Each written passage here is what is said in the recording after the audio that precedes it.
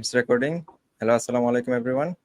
আজকে আমরা দি art of thinking clearly বইটার লাস্ট এপিসোড নিয়ে আপনাদের সামনে হাজির হয়েছি। আপনারা দেখছেন দ্য অরিজিনাল পডকাস্ট।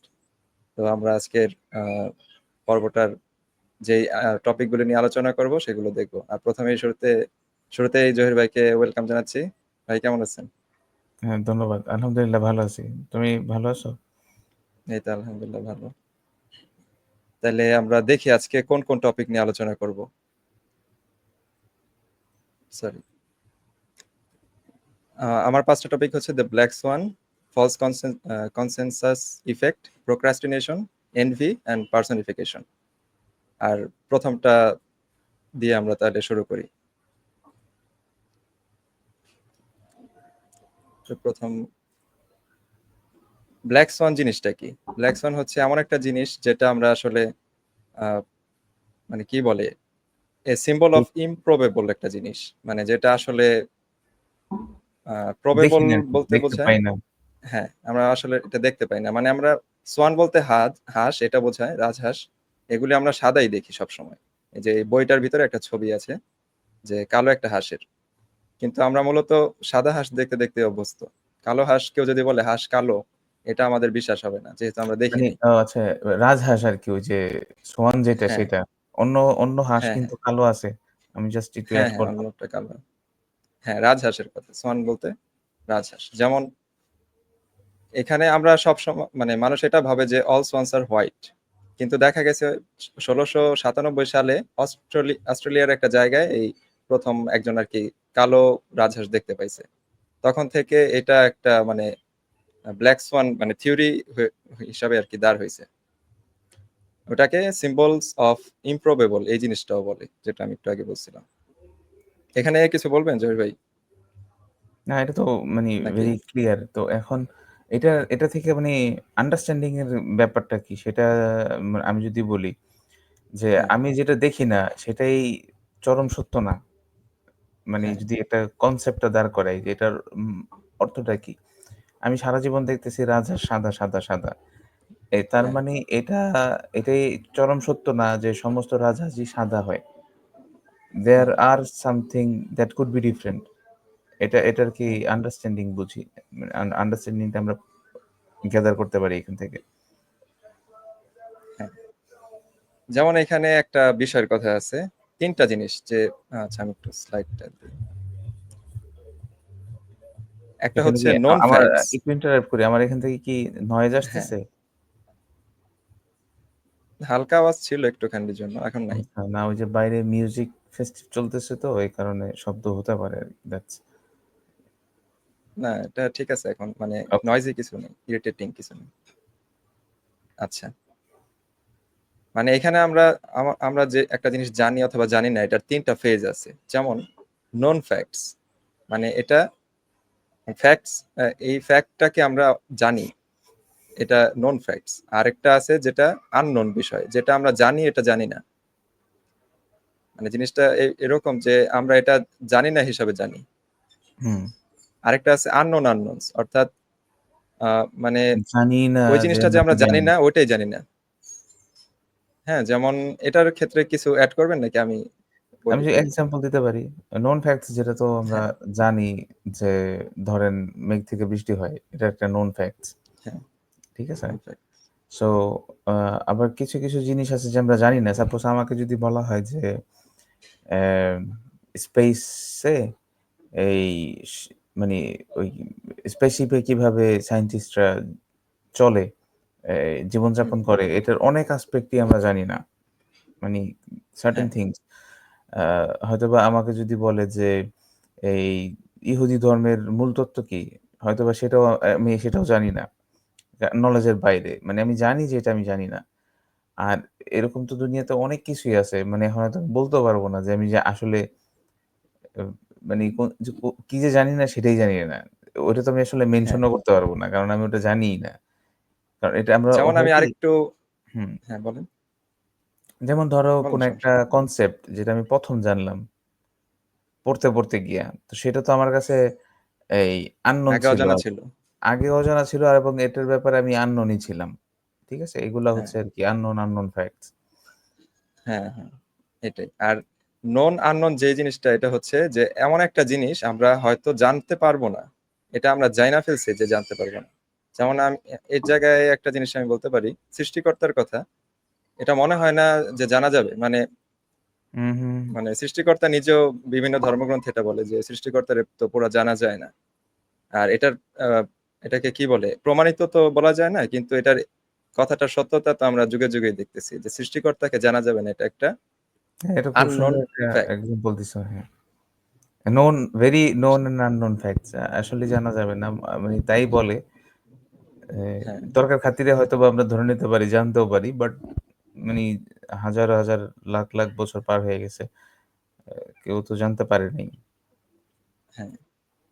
মানে একবারে ওভারঅল জানা যেটাকে বলে। যেমন আমরা হুম, জানছি এখন 100% জানা শেষ। এরকম তো জানতে পারবো না। এটাই। না। তারপরে এটাই আরকি ছিল। মানে আমাদের চিন্তার মানে আমরা unknowns এর চিন্তা মানে যেটাকে বলে ওটা আমরা খুব একটা মানে কি বলে? হয়তো করি না। আর এই ২ টা নিয়ে চিন্তা করি। হুম, বেশিরভাগ চিন্তা এটা নিয়েই করি। আচ্ছা, এটা আনার পরে এখানে একটা কথা ছিল যে আমাদের ব্রেইন ডিজাইন হইছে যে হান্ট অ্যান্ড গ্যাদার এই জিনিসটা করার জন্য। মানে আগে থেকে যে আমরা যদি বলি ইভোলিউশন এর মাধ্যমে স্টোন এজে বা এইসব আরো পরে বা আগে যেকোনো সময় এই সময় মানুষ মানে হান্টার গ্যাদারার ছিল। হুম, হুম, আহ, তখন মানুষের আর কি, আচ্ছা ওই যে ব্ল্যাক সোয়ানের সাথে এটা কিভাবে মিল আছে একটু বলি। তখন মানুষ কিন্তু লিনিয়ার চিন্তা করতো, মানে এটা যে প্রত্যেকদিন আমাদের এই কাজই করতে হয়, এইরকম প্রাণী আছে বনে, বা এরকম ভাবে বৃষ্টি হয়, বজ্রপাত হয়, এর বাইরে কিছু নাই। মানে হুম, তারা ওই চিন্তাটাই করতে পারতো না যে বাইরে কিছু থাকতে পারে। ওই কনসেপ্ট থেকে মানুষের ভিতরে ব্ল্যাক সোয়ানের ধারণাটা, মানে ওটা ওইরকম একটা স্টেটমেন্ট করছে যে অল সোয়ানস আর হোয়াইট। ওই স্টেটমেন্ট একটা হুম। দিছে মানুষরা, কিন্তু এটা আসলে কখনো মানে মানে ওইরকম ঠিক স্টেটমেন্ট আমরা ও ও হয়তো দেওয়া ঠিক হ্যাঁ, হবে না।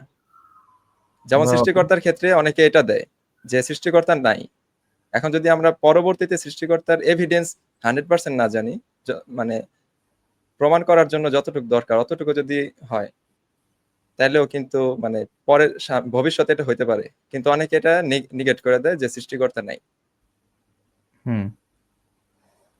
এটা একটা পয়েন্ট, আর মানে ওই ব্ল্যাক সোয়ান থিওরির জিনিসটাতে সাথে মিলে। যেমন আবার বলা যেতে পারে যে হ্যাঁ, এটা ইন্টারেস্টিং একটা থিওরিও হয়। যেমন তুমি বললা যে মানে হান্টার গ্যাদারার যেই টাইমটা ছিল, এটাই আমাদের একমাত্র হুম, লাইফ মনে করা।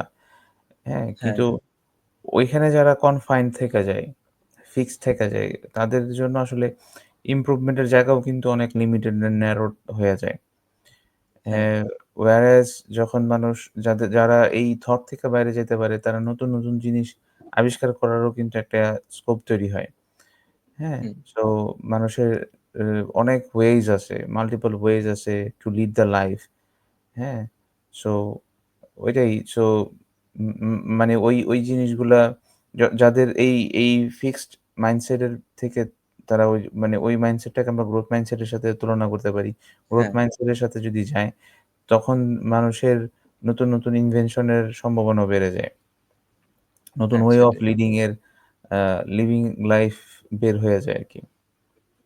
হ্যাঁ, সেটা তো আপনি বললেন ক্রিয়েটিভিটির বিষয়। মানে আমরা যদি ফ্যাক্টের দিকেও তাকাই, যেটা আমাদের মানে আগে দরকার, ক্রিয়েটিভিটিরও আগে সত্যতা যাচাই করা এটা বেশি দরকার। তাহলে এটার ক্ষেত্রে আমরা আর কি মানে ভুল থেকে বের হতে পারবো যদি আমরা হুম, মানে গ্রোথ মাইন্ডসেটে থাকি। মাইন্ডসেট নামের একটা বই আছে, লেখকের নামটা মনে নাই। ওইটার ভিতরে ২ টা মাইন্ডসেটের কথা বলা ছিল। একটা ফিক্সড মাইন্ডসেট, একটা গ্রোথ মাইন্ডসেট। এটা নিয়ে আলোচনা আছে। আচ্ছা, আচ্ছা। পরে আমরা দেখি এখানে, আচ্ছা পরে অন্য চ্যাপ্টার। তাহলে আমরা আপনার স্লাইডটা দেই।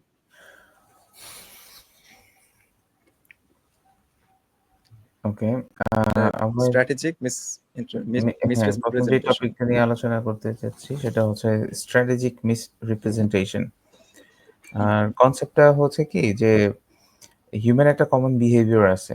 বিহেভিয়ারটা হলো যে যখন আমরা কখনো নিজেদেরকে প্রেজেন্ট করি, আমরা সাধারণত মানুষের কাছে আমরা যতটুকুন ক্যাপেবল তার চাইতে বেশি ক্যাপাবিলিটি শো অফ করি। এটা হচ্ছে একটা কনসেপ্ট। এবং হুম, এটা আ যদি মানে লেখক উদাহরণ হিসেবে টানছিলেন কি সাপোজ যদি তুমি কোনো একটা ইন্টারভিউতে যাও এবং তোমাকে কোয়েশ্চেন হুম, করে যে তোমার সেলস টার্গেট 30% বাড়াইতে হবে, হুম, আর XYZ এটা করতে হবে, ওইটা করতে হবে। তখন to prove yourself and to express your capability তুমি হয়তো বলবা, ওকে কনসিডার ইট ডান, যে এটা সম্ভব, আমি করে ফেলতে পারবো। হুম, যদিও তুমি আহ, ভিতরে ভিতরে মানে নার্ভাস, ঠিক আছে? হুম। তোমার মানে নানান ক্যালকুলেশন করতেছো কিভাবে করব, কি করব না। ইউ আর নট 100%, মানে ইউ ডোন্ট নো আচ্ছা দ্য ভাই, আপনার ওয়ে। থেকে সাউন্ড আসতেছে একটু বেশি আসছিল। হ্যাঁ, একটু ওয়েট করি তাহলে, হয়তো বা একটু পরে কমে যাবে। মানে সকাল আচ্ছা, থেকে মানে এরকম ইরিটেটিং না, মানে সাউন্ডটা ব্যাকগ্রাউন্ড নয়েজের মতো আসতেছে। সমস্যা নেই। আচ্ছা। ওকে, আমার তাহলে আমি কন্টিনিউ ব্যাকগ্রাউন্ড করি। সাউন্ড। হ্যাঁ। সো আচ্ছা। এখন এই এই যে প্রবলেমটা, মানে এটার পিছনে এটাকে স্ট্র্যাটেজিক রিপ্রেজেন্টেশন বলে। ঠিক আছে? এবং এই ধরনের জিনিস সবচাইতে বেশি দেখা যায় বলতে পারো পলিটিশিয়ানদের মধ্যে। হুম, পলিটিশিয়ানরা যখন আ মানি তারা সবকিছু সমাধান করে দেয়। যে বলবে সমস্ত নাগরিক আ কি বলে সুবিধা তারা দিয়ে দিবে। হুম? মানে তা রাজনৈতিক ইশতেহার যেটা। রাজ হ্যাঁ, মানি যেটা একদম বাস্তব ইশতেহারের ভিতরে দেখবা যত ধরনের প্রমিসেস আছে, তাদের যে দলীয় একটা চিন্তাভাবনা আছে সব সুন্দর, সুন্দর কথা। ঠিক আছে? হ্যাঁ। বাট তারা হয়তোবা নিজেরাও জানে না যে এটা তারা কতটুকুন কনফিডেন্ট। হ্যাঁ? হুম, এখন এই জিনিসটাতে মানে উনি লেখক এই চ্যাপ্টারে যেটা বলতে চাইতেছেন, এটা কখনো, কখনো এই যে স্ট্র্যাটেজিক মিসরিপ্রেজেন্টেশন টার ২ টা সাইড আছে, ভালো এবং মন্দ। কখনো, হুম, কখনো এটা একটা মানে উচিত করা। হ্যাঁ? আমরা তো এটা সবাই জানি যে না এটা তো রং। এখন এই স্ট্র্যাটেজিক রিপ্রেজেন্টেশন টা কে করতে পারবে, কে করতে পারবে না, কখন করা উচিত, কখন করা উচিত না সেটার ব্যাপারে আলোচনা আসছে। যেমন ধরো যে হুম, তো ওই ইন্টারভিউ কথা বলা হইছে। এখন ইন্টারভিউ মানুষের জীবনে হ্যাঁ, ১ বার ২ বারই আসে। তাই না? এখন তুমি হয়তোবা 2nd টাইম আরেকটা ইন্টারভিউ তুমি দিতে পারবা না। অ্যা ওই সময়ে মিসরিপ্রেজেন্টেশন টা তোমাকে এই কাজটা দেওয়া দিতে পারে এবং এটা আমার ব্যক্তিগত লাইফে এরকম একটা ঘটনা ঘটছে। অ্যা আচ্ছা, যেরকম কিরকম আমি শেয়ার একটা করেন? অ্যা এমটিও পদে আ বাংলাদেশের একটা কোনো ফাইন্যান্স কোম্পানির এমটিও পদে আমার একদম লাস্ট সেশন সমস্ত কিছু শেষ। ভাইবা-টাইবা হইছে। ওইখানে কথা চলতেছিল এরকম যে, "তুমি কি" অ্যা আমাকে মানে তুমি করেই বলছিল। অনেক সিনিয়র ছিলেন হুম, ভদ্রলোক। বলছিলেন, "তুমি কি আমাদের এখানে ৫ বছর জব করতে পারবা?" তো ওই আচ্ছা, সময়ে আমার আসলে প্ল্যান ছিল না কোন একটা জব ৫ বছর করব কি করব না। আমি চিন্তা করতেছিলাম, আমার প্ল্যান ছিল যে বাইরে একটা মাস্টার্স ডিগ্রি করব। সো হয়তোবা আমি সর্বোচ্চ ২ বছর করব। তারপরে আমি অ্যা অন্যদিকে সুইচ করব ২ বছরের এক্সপেরিয়েন্সটা গ্যাদার করে। হুম, আমি ওই জিনিসটাই বলছি। ঠিক আছে? অ্যাম তো ইন্টারভিউ আ ওই জিনিসটা ক্লিয়ার করছি। হুম? এবং পরবর্তীতে ঐদিন অন্যান্যর সাথে কথা হচ্ছিল। তো তখন অনেকে বলতেছে, "আরে ৫ বছর করা যাবে কি আ যাবে কি যাবে না সেটা পরের ডিসিশন। এগুলা ল এর বাইরে চাইলে করতে পারে না। তারা আমাদেরকে ৫ বছর আটকে রাখতে পারবে না।" আমরা বলব, "হ্যাঁ, যা বলবে তাই আমি ৫ বছর করব।" আ এবং হুম, যারা বলছে তাদের জব হয়ে গেছে। আচ্ছা, এবং এই জিনিসটা মানে এরকম না যে আমাকে অ্যা আমি বুঝলাম কেমনে যে আমি যদি বলি এটার উপরে বেস করে আমি কিভাবে ডিসিশন নিলাম যে আমার জব হইছে কি হয় নাই। সেটার একটা প্রমাণ হুম, হইছে কি তারা 2nd টাইম আমাকে আবার ডাকছে। আচ্ছা, হ্যাঁ, মানে ডাইকা তখন আবার আমার সাথে ইন্টারভিউ হইছে। তখন অল্প কয়েকটা কথা হইছে। লাস্টে এটাই বলতেছে যে অ্যা মানে একজনের একটাই প্রবলেম ছিল যে তুমি এখন আমাদের সাথে ৫ বছর থাকবা কি থাকবা না এটা একটু দরকার। তো আমি তখন বলছিলাম আমি তো আগেই ক্লিয়ার করছি এই জিনিসগুলো হবে। হুম, আমি এটা চাই, এটা চাই না। তখন সে বলতেছে, "আচ্ছা তাইলে তো আমরা এরকম কাউকে খুঁজতেছি যে আমাদের সাথে ৫ বছর থাকবে। We are sorry." এটা বইলা দিছে। আ যে হ্যাঁ, তোমাকে মানে আবার হ্যাঁ, লিমিটেশনটা 2nd টাইম শুধু একটা বিষয় নিয়ে ছিল। টাইম একটা বিষয় লিমিটেশন। নিয়েছিল। তো এখন এখানে এটা এখানে আমি কিন্তু একটা আমার কথাও বলতে পারি। ইন্টারভিউতে আমার মানে রাইটিং এর জন্য কনটেন্ট রাইটার হিসেবে ১ বছরের জন্য বলছিল। তখন আমি হয়তো করলে ভালো হইতো, এটা এখন মনে হইতেছে। ১ বছর তো খুব হ্যাঁ, বেশি সময় না। ১ বছর বেশি সময় না। হ্যাঁ, ৫ বছর হুম, আমার কাছে মনে হয়েছে অনেক সময়। অ্যা বাট ওই যে ব্যাপারটা হইতেছে কি এই যে মানে কনফ্লিক্ট একটা ওয়ান মানে টাইম বাইন্ডিংস এর অপরচুনিটি ভিতরে না? থাকা হয়ে যায়। এটা একটা হ্যাঁ, মনে হয়। তো আচ্ছা, আপনি অন্য টপিকে বলতে চাইছেন। না আমি অন্য টপিকে বলতেছিলাম যে স্ট্র্যাটেজিক রিপ্রেজেন্টেশন যেটা, হুম, হুম, তো ওই সময়ে তোমার মানে কথা হইতেছে হ্যাঁ, আমি ৫ বছর করব, আমি ৫ বছর আপনারা যা বলবেন তাই শুনবো। এই যে ইনফরমেশন গুলা, এগুলা আসলে সত্য না। হুম, এগুলো হচ্ছে একটা হাইপ ক্রিয়েট করে যে শুনে তার মধ্যে এবং হুম, সে ওটার উপর বেস করে ডিসিশন নেয়। পরবর্তীতে কি হয় না হয়, মানুষ কতটুকুন কমিটেড থাকবে কি থাকবে না, এটা কেউ কাউন্ট করে না। তো হুম, এরকম ওয়ান কি বলে সিঙ্গল এনকাউন্টারড ইভেন্ট গুলাতে স্ট্র্যাটেজিক রিপ্রেজেন্টেশন মানুষের জন্য সুফল নিয়ে আসে। বা এটলিস্ট সুফল বলতে তো খুব অনেক জটিল একটা ব্যাপার। এটলিস্ট ওই মুহূর্তে সে যেটা চাচ্ছে, যেমন ওই মুহূর্তে আমার জবটা আমি চাচ্ছিলাম। হ্যাঁ? কিন্তু আমি যদি বলতাম, স্ট্র্যাটেজিক একটা রিপ্রেজেন্ট করতাম তাহলে আমার জবটা হয়ে যেত। এটা এই ধরনের সিচুয়েশন কিন্তু এ লেখক বলতেছে এটা হয়। ঠিক আছে? হুম, অ্যা কিন্তু এখন যদি একজন ডক্টর, একজন আ ডক্টর সে তোমাকে এরকম স্ট্র্যাটেজিক ডিপ্রেশন দিয়া সে বলে, "না এই মেডিসিন এই কাজ হবে। আমি যে লাইনটা দেখছি এই ওয়েতে আপনি করেন, প্রবলেম সলভ হবে।" তো আপনি একবার করছেন, প্রবলেমটা সলভড হয় নাই। 2nd টাইম গেছেন। তারপরে আপনাকে আরেকটা সমস্যার কারণে আরেকটা প্রবলেম এর সলিউশন হয়তোবা এভাবে দিছে। 2nd ওয়েতে। এভাবে যখন আপনি ২, ৩, ৪ বার আপনি করবেন, তখন আর আপনার এই স্ট্র্যাটেজিক রিপ্রেজেন্টেশন টা কাজ করবে না। এটা যেকোনো মানুষের বেলায় সত্য। যে একজন মানুষ তার ব্যাপারে হয়তোবা অনেক কি বলে? হাই একটা প্রেজেন্টেশন তৈরি করে। আমা হুম, আমাদের ওইখানে হঠাৎ করে এখন একটা ঘটনা মনে পড়ে গেল। একটা ছেলে ছিল এরকম। হয়তো তুমিও চিনো, আমি নামটা বলব না। সে আচ্ছা, মানে সমস্যা নেই। টিচিং প্রফেশন এ ছিল আমাদের হুম, এলাকায়। আ মানে সে এরকম রিপ্রেজেন্ট করত তাকে। আমি ১ম এ এটা কনভিন্সড ছিলাম যে সে খুব মানি অ্যা ট্যালেন্টেড একজন মানুষ। সে আচ্ছা, বুঝতে স্টুডেন্টদের পারছি। খুব ফেমাস একজন মানুষ। হ্যাঁ? স্টুডেন্টরা তার জন্য খুব ক্রেজ। সে যেভাবে ম্যাথ সলভ করায় অন্য কেউ হুম, পারে না। ঠিক আছে? তার এই অ্যাচিভমেন্ট সে কম্পিউটার সায়েন্স এর স্টুডেন্ট এই সেই মানে অনেক কথাবার্তা। হুম, হুম, তো আ ওকে ঠিক আছে হ্যাঁ, আমি একটা ধরিয়ে নিয়েছি সে XYZ ইউনিভার্সিটিতে পড়াশোনা করে তাইলে তার অনেক কোয়ালিটিস আছে।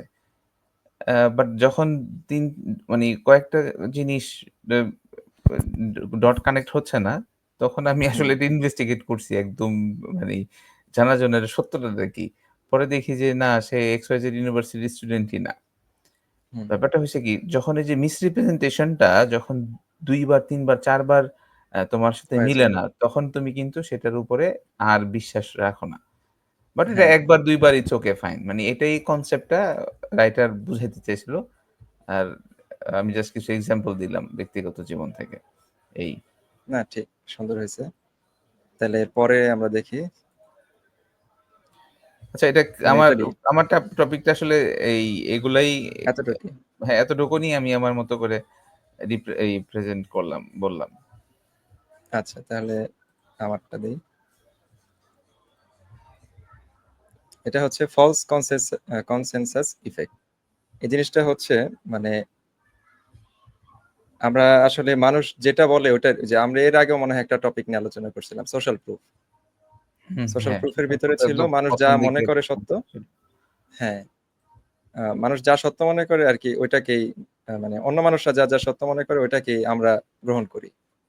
ব্যাপারটা ঠিক ঐরকমই। মানে কনসেনসাস বলতে বোঝায় কি বলা যায় বাংলায়? সম্মতি ১০-১২ জন সম্মতি, মানুষের হ্যাঁ, একটা হ্যাঁ, ১০-১২ জনের একমত যেটা বলে।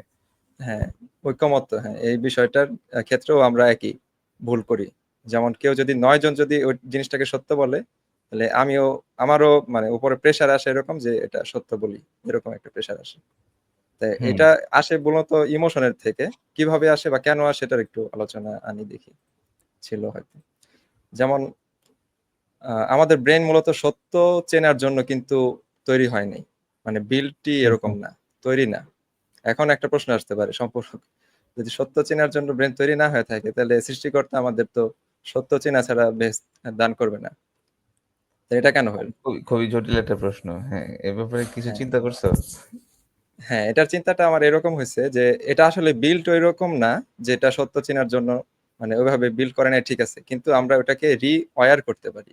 মানে আমরা নতুন করে বিল্ড করতে পারি। আচ্ছা। এই অ্যাবিলিটিটা আমাদের ভিতরে আছে। মানে সত্য চেনার যেই মেকানিজম সেটা আমাদের ভিতরে তৈরি করা লাগে। আমি মনে করি এই কারণে মানুষ আসলে জন্মগ্রহণ করলেই মানুষ হয় না। মানুষ তৈরি হইতে হয়। অন্য সব প্রাণী জন্মগ্রহণ করলে ওই প্রাণী হয়। কিন্তু মানুষ হয় না। মানে মানুষের ক্ষেত্রে মানুষ তৈরি হওয়া লাগে। এই এখানে জিনিসটা আমার তাহলে আমরা মাথায় একটু আসে। বলতে পারি যে বিল্ড বলতে হয়তোবা ওই যে বাই ডিফল্ট যে বিল্ডটা সেটা হুম, ঐরকম না। বাট ওটার ভিতরে হয়তোবা কোনো মেকানিজম আছে যেটাকে ওই যে তুমি যেটা বললা রিওয়ার করার একটা ক্যাপাবিলিটিস হ্যাঁ, আছে। কিন্তু ইটস নট লাইক প্রোগ্রামড যে হুম। এটা এরকমই হবে। ওকে। তারপরে এখানে এটা বলা হয়েছে যেমন এটার থেকে আমাদের ভিতরে একটা কনসেপ্ট থাকে যে আমরা আহ, মানে আমাদের জীবনযাপন আমরা কিভাবে করি। মূলত পড়ালেখা করব, একটা ভালো চাকরি করব, অনেকের মানে তারপর বিয়ে করব, তারপর সন্তান হবে, তারপর জীবনযাপন মানে যতটুকু করার করে মারা যাব। মানে এই কয়েকটা স্টেপে আমরা জীবনযাপন করি। আমি হয়তো এই কথাটা আবার কোনো একটা পর্বে এরকম কথাও বলছিলাম। হুম, হুম, যাই হোক, একই কথা রিপিট হয়ে যেতেছে। তো ওটার ভিতরে মানে আমরা চিন্তা করি না যে বড় বড় মেজর মেজর স্টেপ গুলি, কেন বিয়ে করব, এটা একটা স্টেপ। এটার ভিতরে চিন্তা করি না কেন পড়ালেখা স্কুলে করতে হবে, স্কুল কলেজে কেন পড়ালেখা করতে হবে, তারপর কেন চাকরি করতে হবে, হুম, হুম, ব্যবসার কথা তো মাথায় আসে না, মানে চাকরি করা লাগবে। তারপরে কি বলে, বিয়ে করার কথা, কেন সন্তান জন্ম দিতে হবে, সন্তান জন্ম দেওয়াটা এটা সবাই করে এই কারণে আমরা করি। মানে এই হুম, ক্ষেত্রে হুম, আমাদের একটা সাইকোলজি আছে। সেই সাইকোলজিটা হচ্ছে আমরা আমাদের জিনটা সেটা ফিউচার জেনারেশনের জন্য মানে এটা পাস করি। মানে আমরা চাই যাতে আমরা আরো বাঁচি, সেই একটা তাগিদ থেকে মূলত এই সন্তান জন্ম দেওয়ার একটা সাইকোলজি, এটা সাইকোলজি বা বায়োলজি বলা যায়, হুম। হ্যাঁ, সোশ্যাল বায়োলজিক্যাল ড্রাইভ থাকে। ওকে। কনসেপ্টটা আমি তারপরে বুঝতে পারছি মোটামুটি ভালোই। হ্যাঁ, তো এটা দিয়ে বোঝায় যে ফলস কনসেনসাস ইফেক্ট, মানে মানে মানুষ যা কনসেনসাস করতেছে হ্যাঁ, ওটা ওটা ঠিকভাবে ফলস যাচাই না করে হইলেও করতেছে। মানে আমি যেটা বুঝি যদি মানে কনসেনসাস যদি থাকে, ওইটা যদি হুম, ফলস ও হয় বা ওটা যদি ত্রুটিপূর্ণও হয়, তারপরেও মানুষ এটার একটা প্রভাব মানুষের জীবনে আসে এবং হ্যাঁ, হ্যাঁ। মানে ওই গণ্ডি থেকে বের হইতে পারে না, ওই মূল কথাটাই ছিল এটা।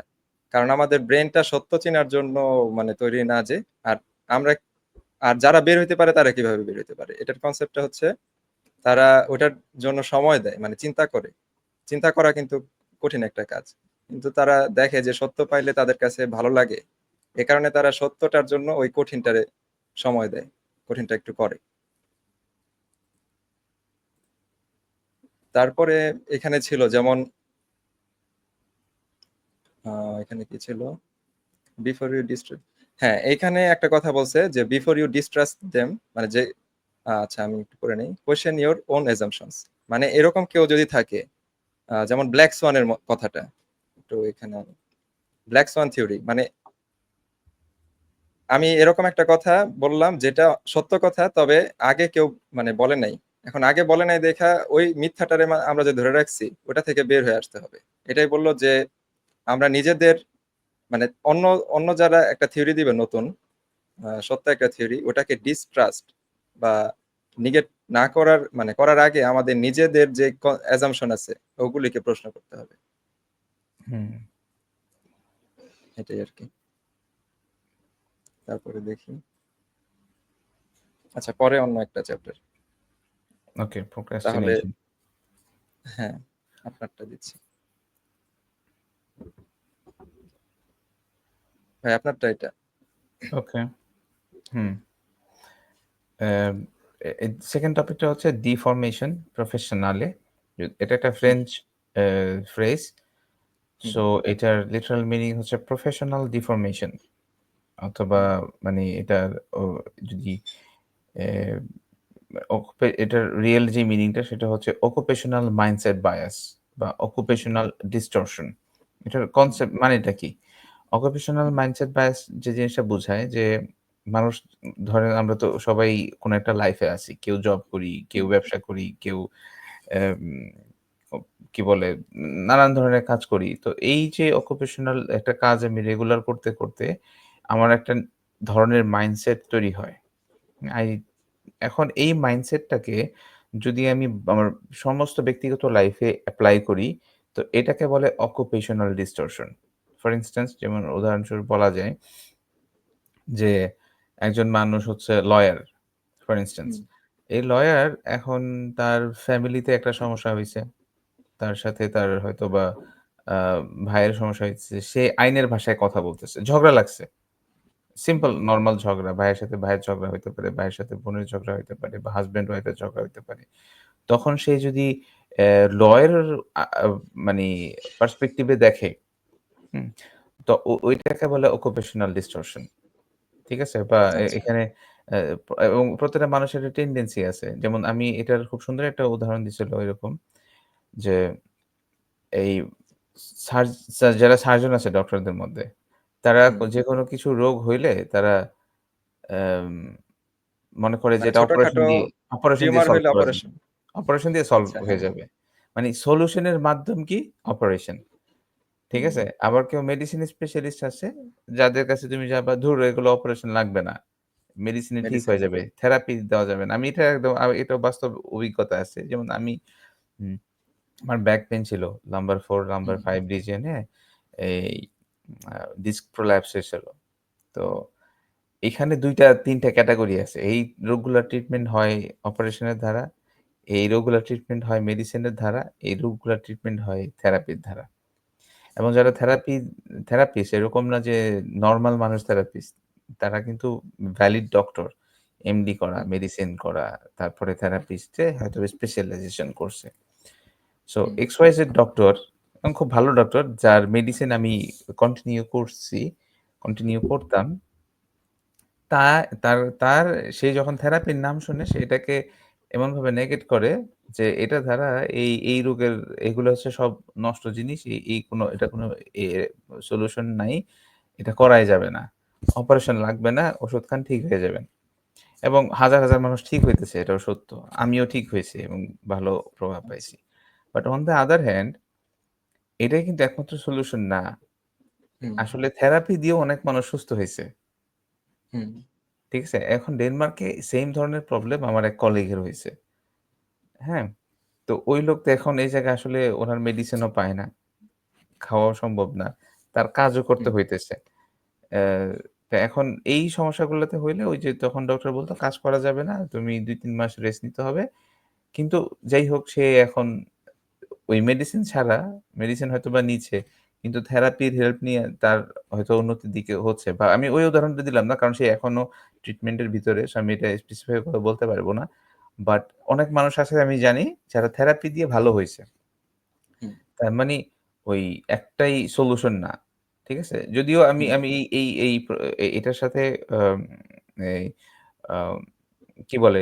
আমি জানি না কতটুকু মিলল। মূল কনসেপ্টটা হইতেছে যে এই প্রফেশনাল ডিসটরশন এর যেই ইয়াটা, মূল কথাটা হইতেছে যে আমি যে কাজটা করি, সমস্ত কিছুকে ওই পার্সপেক্টিভ এ না দেখা আরকি। হুম, হুম, এটা যদি দেখি তাইলে এটা অকুপেশনাল ডিসটরশন এর আন্ডারে চলে যায়। সো এই ধরনের প্রবলেম হ্যাঁ, যাদের থাকে, যদি এরকম বলে টিচার বিশেষ করে হ্যাঁ, এটা ব্যক্তিগত জীবনে দৈনন্দিন জীবনে আরো ব্যাড ইমপ্যাক্ট ফেলে। একজন টিচার আছে। সে যদি টিচার হয় হুম, এবং সে এই ধরনের মাইন্ডসেট নিয়ে যদি নরমাল কমিউনিকেশন করে সোশ্যাল লাইফ এ, মানুষ দেখবা যে তাকে আর একসেপ্ট করতেছে না। Because nobody hmm, wants to be their student. Even তোমার হুম, স্টুডেন্টও তুমি যদি লাইক তোমার হ্যাঁ, এটা পড়াশোনার সুন্দর বলছেন। চ্যাপ্টার হ্যাঁ, তোমার পড়াশোনার চ্যাপ্টার শেষ। হুম, তারপরেও তুমি যদি তাকে স্টুডেন্ট হিসেবে ট্রিট করো, দেখবা তার ওই স্টুডেন্টের সাথে তোমার সম্পর্ক ভালো হবে না। হ্যাঁ, এটা অনেক সুন্দর একটা কথা। ঠিক আছে? কারণ হচ্ছে মানে আ মানে কি বলে? আ মানে আমরা একটা লেন্সে তো মানে যে লেন্সে আমি কথা বলতেছি সে তো ওই লেন্সে কথা বলতেছে না। মানে ওই হুম, লেন্সে দেখতেছে না আরকি যদি বলি প্র্যাকটিক্যাল। লেন্স দিয়ে তো মানুষ কথা বলে না, দেখে। এখন আ কি ওইটার জন্যই আরকি আমাদের মানে লেন্সটা পরিবর্তন করা লাগবে যে তার জন্য কোনটা অ্যাপ্রোপ্রিয়েট সেই অনুযায়ী তার সাথে ওই ট্রিটমেন্ট হুম। ওইভাবে করতে হবে। এটাই। তাহলে এরপরে কোনটা মানে এটা কি এখানে এই ওই পর্যন্তই বলছেন? হ্যাঁ, এক্সাম্পল গুলো অলরেডি বলা হইছে। সো আচ্ছা। এখানে তাহলে দাঁড়াও একটু আমার দেখি আস হোয়াটস রং উইথ আচ্ছা। দ্যাট? ও হ্যাঁ, যেটা বলা হইছে যে হুম, হ্যাঁ, এই অ্যা প্রবলেমটা কি অলরেডি আমি বলছি। টিচার্স আচ্ছা এটা এক্সাম্পল বলা হইতেছে। হ্যাঁ, তবে মানে এই এরকম না যে প্রফেশনালের যে স্কিলটা আমরা যেটা গ্যাদার করলাম সেটা ইনভ্যালিড, সেটা প্রয়োজন নেই। বাট এটা শুধুমাত্র ওই স্পেশালাইজড ওই পার্টিকুলার প্রবলেমগুলা সলভ করার জন্যই ইউজ করতে হবে। আরকি হুম, এটাই বলা হইছে। যে টিচার টিচিং এর প্রফেশনে যখন থাকবে, টিচিং এনভায়রনমেন্ট এ যখন থাকবে তখন সে তার ওই হুম। রোলটা প্লে করতে পারবে। বাট যখন সে টিচিং রোলের বাইরে তখন তার এই রোলটা প্লে করা উচিত না। হ্যাঁ, সেটাই। আচ্ছা, তাহলে আমার স্লাইডটা দিই।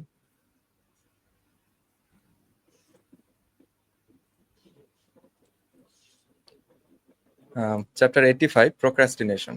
এখন প্রোক্রাস্টিনেশন জিনিসটা আমরা মোটামুটি সবাই জানি যে অলসতা করা। মানে অলসতার সিনোনিম একটা বলা যেতে পারে। এখন কোনো কাজ আরকি পরের সময়ের জন্য ফেলে রাখা। যে আজকে করব না, কালকে এরকম। কালকে করতে গিয়ে আবার পরশু।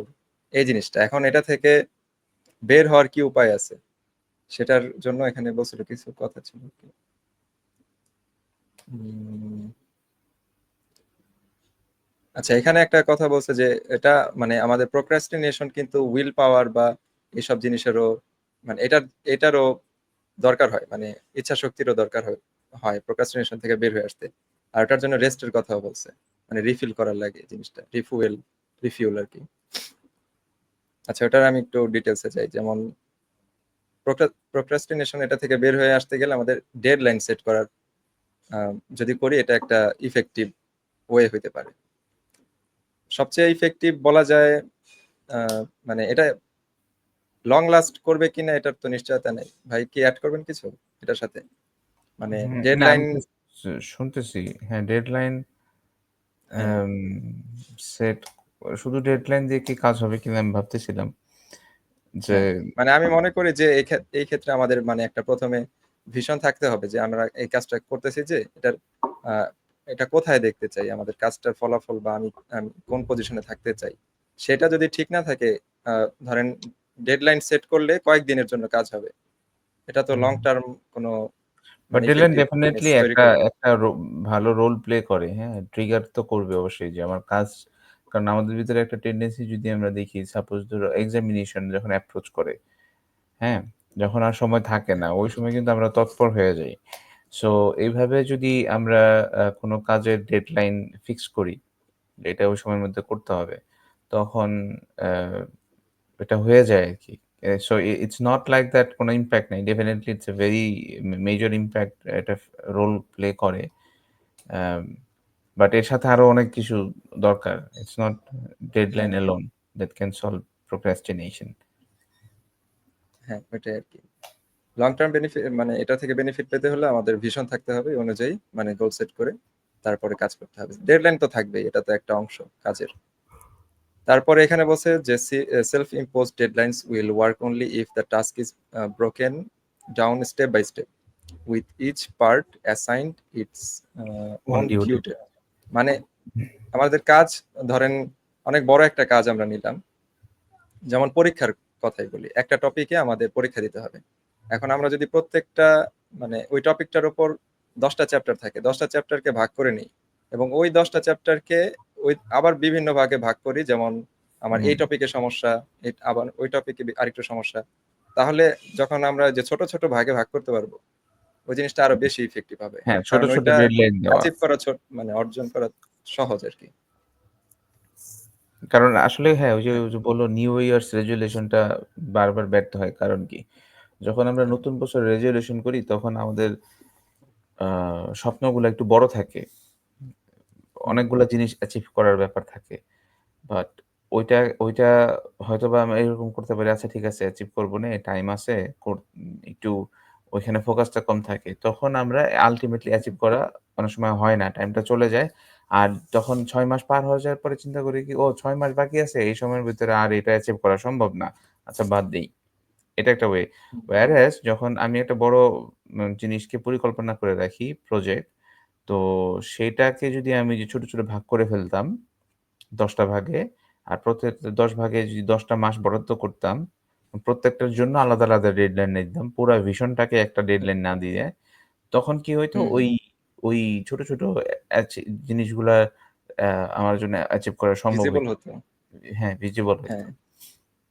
আর এই যে এই ক্ষেত্রে যে আমরা মানে ১ বছর যে প্ল্যানটা করি নিউ ইয়ার্স রেজোলিউশন ওটার ভিতরে আসলে ওটা ভিজিবল হয় ঠিক আছে যে আমি এটা অর্জন করতে চাই। কিন্তু এটার জন্য যে কি করতে হবে ওটা আমাদের চোখের সামনে এতটা থাকে না। আর থাকলেও হুম, ওইটাকে প্রোক্রাস্টিনেট করি এটার কারণ হচ্ছে এটা তো আমার সময় আছে অনেক। মানে পরে করলেও কোনো সমস্যা নেই। ওইভাবে প্রোক্রাস্টিনেট করি। যদি সময় মেইনটেইন থাকতো মানে আ ডিভাইড করা থাকতো তাহলে এই সমস্যাটা হতো না। এটা দেখছি এখানে একটা বইয়ের কথাও ছিল মনে হয়। উম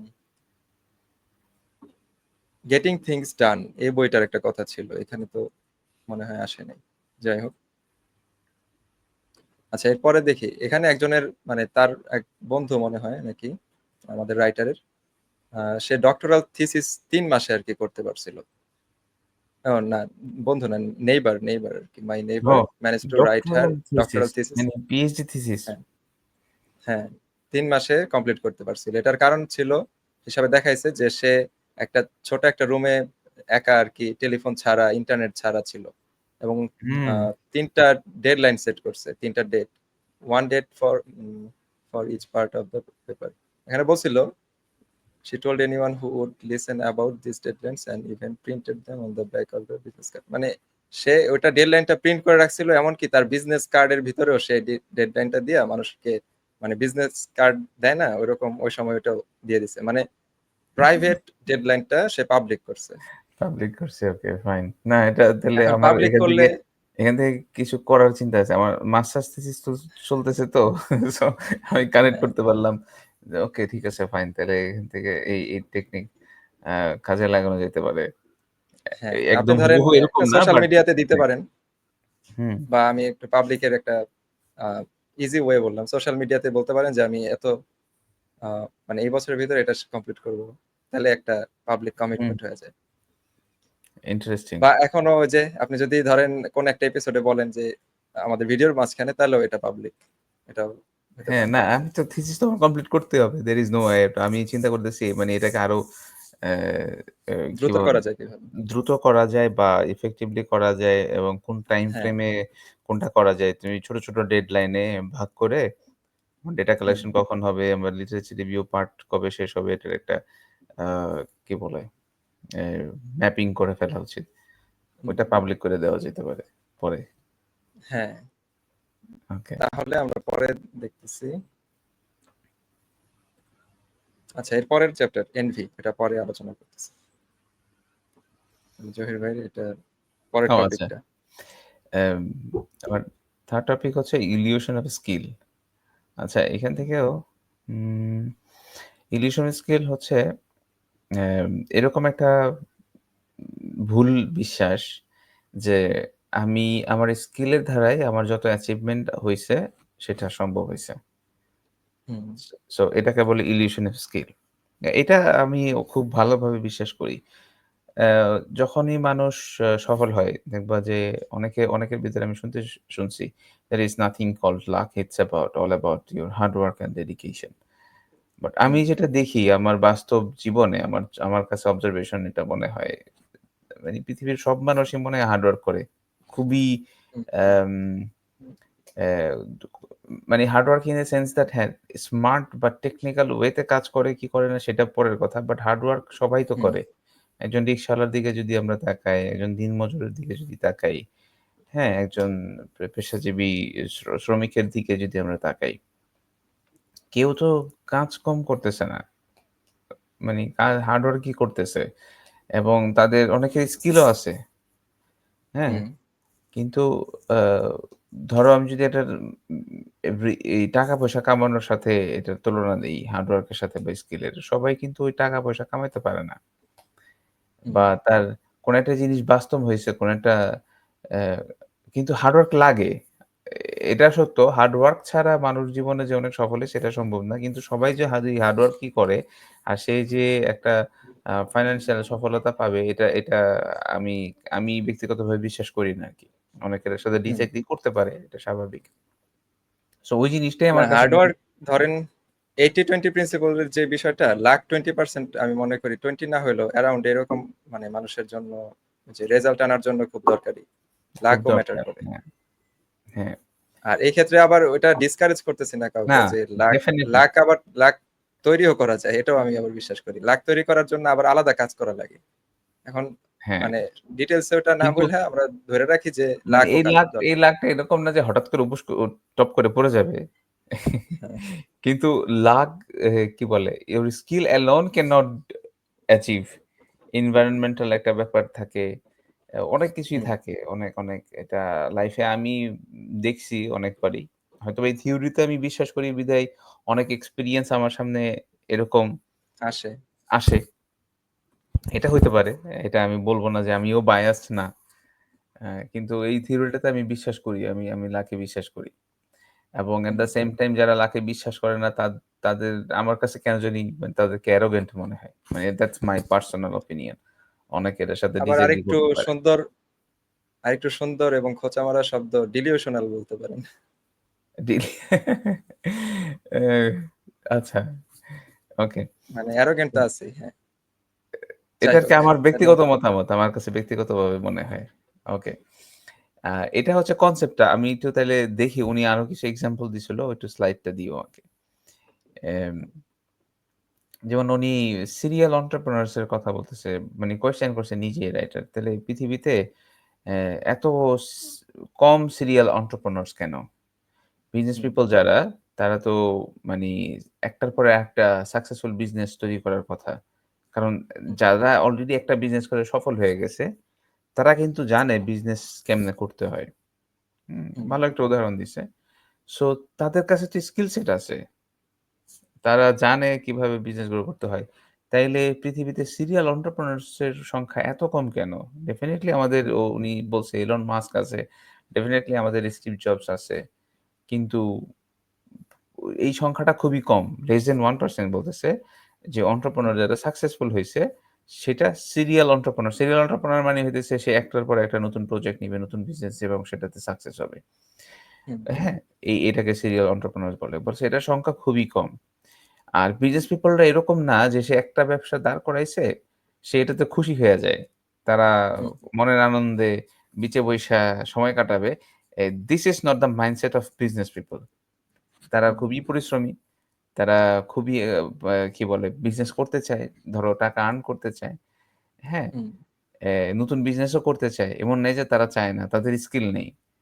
উনি যেটা হুম, বলতে চাইতেছেন সবসময় সবকিছু ওয়ার্কআউট করে না। তার জন্য হয়তো একটা বিজনেস যেটা ওয়ার্কআউট করছে, এরকম না যে মানুষ ১ম যেটাতে টাচ করে সেটাই হয়ে যায়। অনেক হুম, মেক্সিমাম ক্ষেত্রেই হয়। এন্টারপ্রেনিউর দের ক্ষেত্রে ২ টা, ৩ টা, ৪ টা ফেইল করার পরে একটা ক্লিক করে হুম, এবং সে আরো চেষ্টা করে তারপরে হয়তোবা ১ টা, ২ টা, ৩ টা ক্লিক করে না। এই সময়টাতে সে ওই একটা নিয়ে ফিক্স থাকে। এটা হচ্ছে আরকি আমার কনসেপ্টটা। এটা হয়তোবা সত্য কারণ আমার কাছে তত ডেটা নেই। যেহেতু লেখক বলছেন, রিসার্চ হয়তোবা করছেন। অ্যাম এটা তখন আরকি এই চ্যাপ্টার দিয়ে আরকি বলতেছে যে, ওই না তোমার স্কিল এর উপরে এত ইলিউসিভ ভাবনা রাখা উচিত না। এবং আমার জন্য এই চ্যাপ্টারটা এখান থেকে আমি কি শিখতে পাইতেছি? যদি কেউ আ মানে স্কিলের উপরে তার এরকম কনফিডেন্স থাকে এবং সে ওই যে তুমি যেটা বললা, যে তার স্কিলই তাকে করে দেয়, তখন মানুষের মনুষ্যত্ব জিনিসটা পড়ে যেতে পারে বা ওই যে সে ডিলিউশনাল হয়ে যেতে পারে।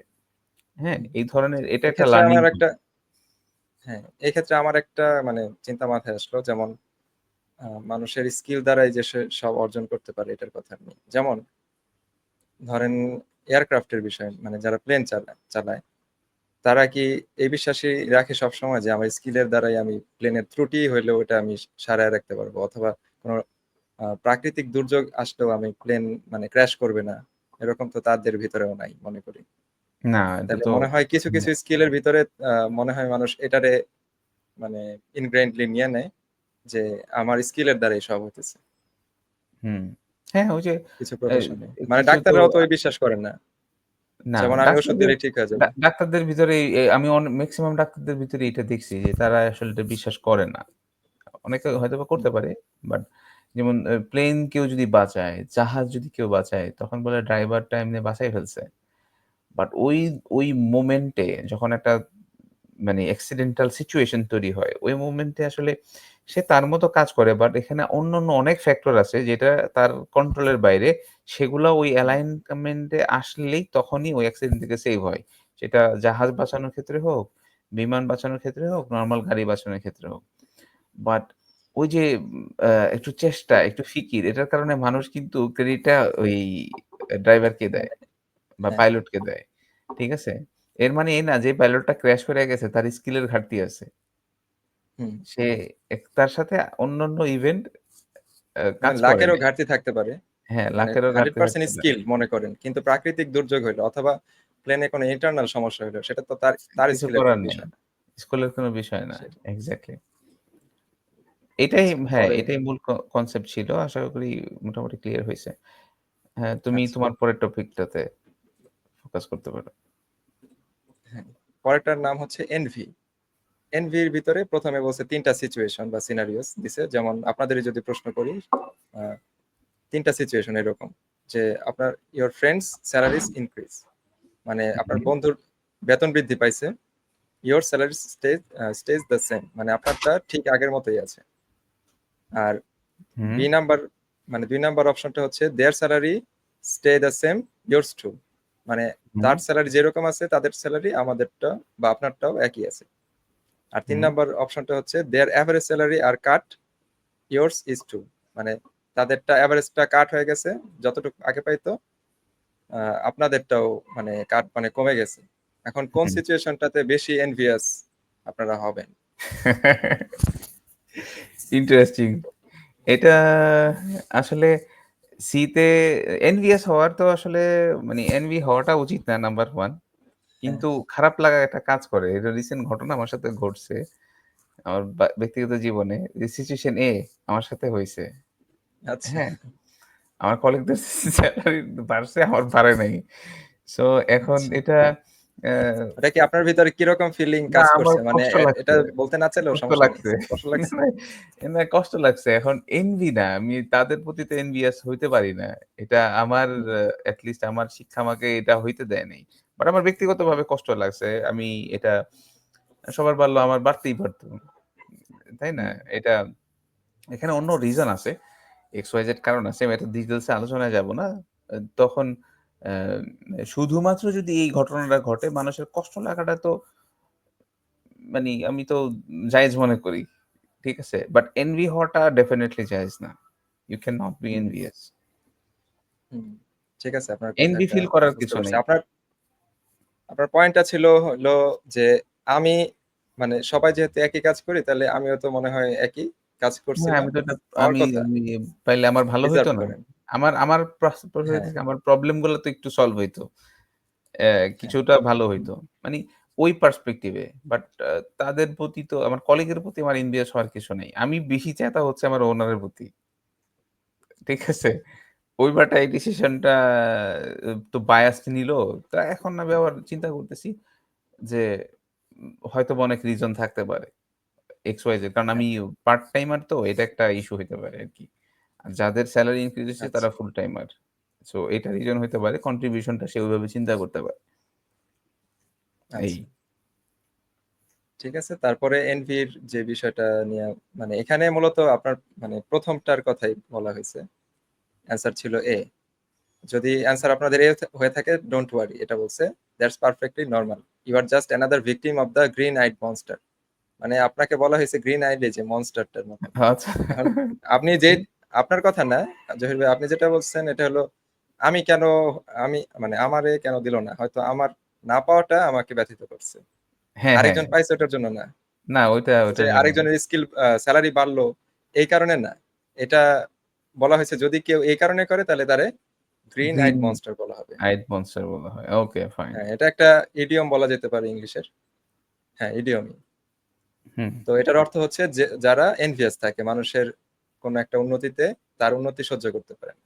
সেটাই। ও আচ্ছা হ্যাঁ, না আমার কাছে জেলাস। আমি কনসেপ্টটা ওইটা বলছি। না, না ওইটা ঐরকম কিছু হয় নাই। When rival was হ্যাঁ। promoted. Yeah. তারপরে একটা রাশিয়ান টেল এর কথা ছিল। যেমন এক কৃষক, সে একটা মানে প্রদীপের মতো কিছু পাইছে, ল্যাম্প, ম্যাজিক ল্যাম্প। তখন এই যে জিন বের হইছে ঘষা দেওয়ার পরে, হুম, জিন হুম। বের হওয়ার পরে ফার্মার একটা উইশ দিছে। মানে ফার্মারকে জিন দিছে। জিনের হুম। মানে উইশটা এরকম ছিল যে আমার নেইবারের একটা গরু আছে, আমার কোনো গরু নাই। এই কারণে ওই নেইবারের গরুটারে মেরে ফেলেন। মানে এটা চরম পর্যায়ের। জেলাসি। ও তো ওর জন্য একটা চাইতে হ্যাঁ, পারতো। ওটাই তো। আমার জন্য আমার চাইলে কি আমার লাভ হইতো না? আমি একটা গরু পাইতাম। আর এখন যদি সেটাই। ওর গরুটা মাইরা ফেলি, তাহলে আমি তো পাইলাম না, আমার এক লস। আর ও যে পাইলো না, ওরও তো লস। ঠিক না? মানে ২ জনের সিচুয়েশন খারাপ বানায় দিবে আরকি সে। হ্যাঁ। তো ভালো চিন্তা এখন করতে পারে এটা না। এটাই আরকি। তাহলে জিনিসটার পরে আরো এ কনসেপ্ট এট আছে এ আমি এ বলব। এইটা মানে এদেরকে এদেরকে তো গ্রিন আইড মনস্টার বলে না। এদেরকে কি বলে? এদেরকে এই টার্ম দিছে কোনো? গ্রিন আইড মনস্টার তুমি আ আগের কনসেপ্টটা এটার সাথে কিন্তু এটার হচ্ছে ডেঞ্জারাস। এ এটা বেশি হুম, ডেঞ্জারাস হ্যাঁ। এটা অনেক বেশি ওটা হলো ডেঞ্জারাস। এটা এটা ধরেন আপনার কাছে অপশন আছে এনভিয়াস মানে এটা গ্রিন আইড মনস্টার বলতে যদি কেউ ওটারে মানে বিষয়টা এরকম না যে গ্রিন আইড কেন হয়? তারা মূলত অন্যটা সহ্য করতে পারে না। এখন সহ্য না করতে পাইরা যদি তাদের ক্ষতি করতে চায়, তাহলে তো হ্যাঁ, মানে গ্রিন আইড ডাবল মনস্টার। গ্রামের মনস্টার। না আমি জাস্ট ঠিক জিজ্ঞেস আছে? করলাম যে এটার কোনো টার্ম দিছে কিনা? কারণ এটা তো আরো ডেঞ্জারাস। এই যে আমি দিয়ে দিলাম ডাবল হ্যাঁ, তুমি মনস্টার। দিছো এটা এমনি ওকে আরকি। ফাইন। এমনি বললাম। এটা আমি পাই নাই, টার্ম পাইনি। আচ্ছা, নো আচ্ছা প্রবলেম। পরে হ্যাঁ, পরের যে জেলাসি অ্যান্ড এনভিনিয়া এখন আমি একটু বলি। এটার ২ টা পার্থক্য বলছে। পার্থক্যর হুম, ভিতরে এই লেখক যেভাবে পার্থক্য করছে এনভি আর জেলাসির, আমি মনে করি এটার ভিতরে মানে হ্যাঁ, এটা একটা দিক হইতে পারে। কিন্তু এটা একমাত্র দিক না। যেমন ওকে। এনভির ভিতরে বলা হইছে এনভি করতে গেলে ২ টা মানুষের প্রয়োজন। আর জেলাসি বা জেলাস হইতে গেলে ৩ টা মানুষের প্রয়োজন। হুম, এটা একটা রকম হইতে পারে মিনিং ধরার। ঠিক আছে? এটা আমি ডিসএগ্রিও করি না। এখানে যেমন বলা হইছে যে জেলাস মানুষ কিভাবে হয়? না এনভি মানুষ কিভাবে হয়? এনভিয়াস। সেটা হচ্ছে কারোর স্ট্যাটাস, মানি, হেলথ এটা দেইখা আ মানে আমার ভালো লাগলো না, আমার খারাপ লাগলো এটা থেকে আমার এনভি আ হ্যাঁ, আমি এনভিয়াস হইলাম। আর জেলাস হইতে গেলে আমার ৩ টা জিনিস লাগবে। মানে ৩ টা পক্ষ লাগবে। যেমন Peter is jealous of Sam because the beautiful girl next door Rings him instead. মানে পিটার জেলাস হইছে স্যামের প্রতি। কারণ স্যাম রে ওই যে নেক্সট একটা ডোরে গার্ল থাকে, সে ফোন করে। হুম। মানে ৩ জন জড়িত। এখন আ মানে ঠিক আছে এটা একটা ব্যাখ্যা হইতে পারে এনভিয়াস জেলাসির একটা হইতে পারে, মিনিং এ আনতে পারে যে ৩ জন লাগে। ঠিক আছে? এটা আনা বাট যায়। এটা অনেকজন হইতে পারে বা ২ জনের ভিতরেও তো এনভিয়াস হইতে পারে না নাকি? না, বা ২ জনের কোন একটা ভিতরে ফ্যাক্টর হইতে পারে আরকি। এনভিয়াস ২ জনের ভিতরেই বলছে। যেমন স্ট্যাটাস ও আচ্ছা আপনি কি ২ জন বলতে ওই যে ৩ এর ইটার কথা বলতেছিলেন ২ জন এরকম? না মানে 100% ক্লিয়ার হয় নাই আমার কাছে। আমার অ্যাটেনশন হয়তো অন্যদিকে ছিল। আচ্ছা আমি তাহলে একটু বলি আবার যে আ এনভিয়াস যে মানুষ হয় সেটা হইতে গেলে আমাদের এই যে এখানে লেখাটা আমি তারপরে বলি। এনভিয়াস হইতে গেলে আমাদের ২ জন মানুষই যথেষ্ট। যেমন ধরেন হুম। আপনার অর্থ সম্পদ বা হেলথ এর প্রতি বা স্ট্যাটাস এর প্রতি আমি এনভিয়াস হবো। তাইলে ও আপনারটা আচ্ছা। আমার ভাল লাগলো না। হুম। তাইলে যে আপনি আর আমি ২ জন যথেষ্ট হ্যাঁ, হয়ে গেল। বুঝতে কিন্তু পারছি। জেলাস যদি হই, ধরেন আপনাকে একটা সুন্দর একটা মহিলা আরকি কল করে, আমারে করে না। ওকে। এখন হ্যাঁ, বুঝছি। এটাতে আমি এনভিয়াস হয়ে মানে জেলাসি মানে জেলাস ফিল করলাম। সেটা হলো হুম, জেলাস। ওকে। ঠিক আছে? আচ্ছা। হ্যাঁ, কনসেপ্ট বুঝতে পারছি। ও যেটা বুঝাইছে এখন সেটা বুঝতে পারছি। মানে রাইটার যেটা বুঝাইছেন আরকি। পরে রাইটার বলতেছে যে as a writer I don't envy musicians, managers or dentists but other writers. Writer হুম, হিসাবে হুম, আমি কিন্তু অন্য মানুষদের এনভি করি না, মিউজিশিয়ান বা ম্যানেজার। আমি করি অন্য রাইটারদের। সিইও এনভি করে আদার সিইওর হুম, হুম। বিগার সিইওসদের। সুপার মডেল করে সুপার মডেলদের। আর পোর্টার্স করে পোর্টার্সদের এরকম। যা ও আচ্ছা হুম, হুম। অ্যারিস্টটল এই কথাটা বলছিল। Aristotle knew this. Potters envy envy potters. পথেস মানে ওকে। হুম, হ্যাঁ, মানে এই যারা এই জিনিসগুলো আসলে মাঠে ঐরকমই হয় যে মাঠের কাজ যেই করে। ফিল্ডের সাথে থাকে তারা তাদেরকে এনভি করে। মানে এটা যদিও এখানেও একটা যেমন মানে লজিক্যাল এরর আছে। তাই না? হুম, যে আমাদের মধ্যে আমরা দেখছি যে ভাই ভাইয়ের সাথে জেলাস হয় বা এনভিয়াস একটা অ্যাটিটিউড ডেভেলপ করে।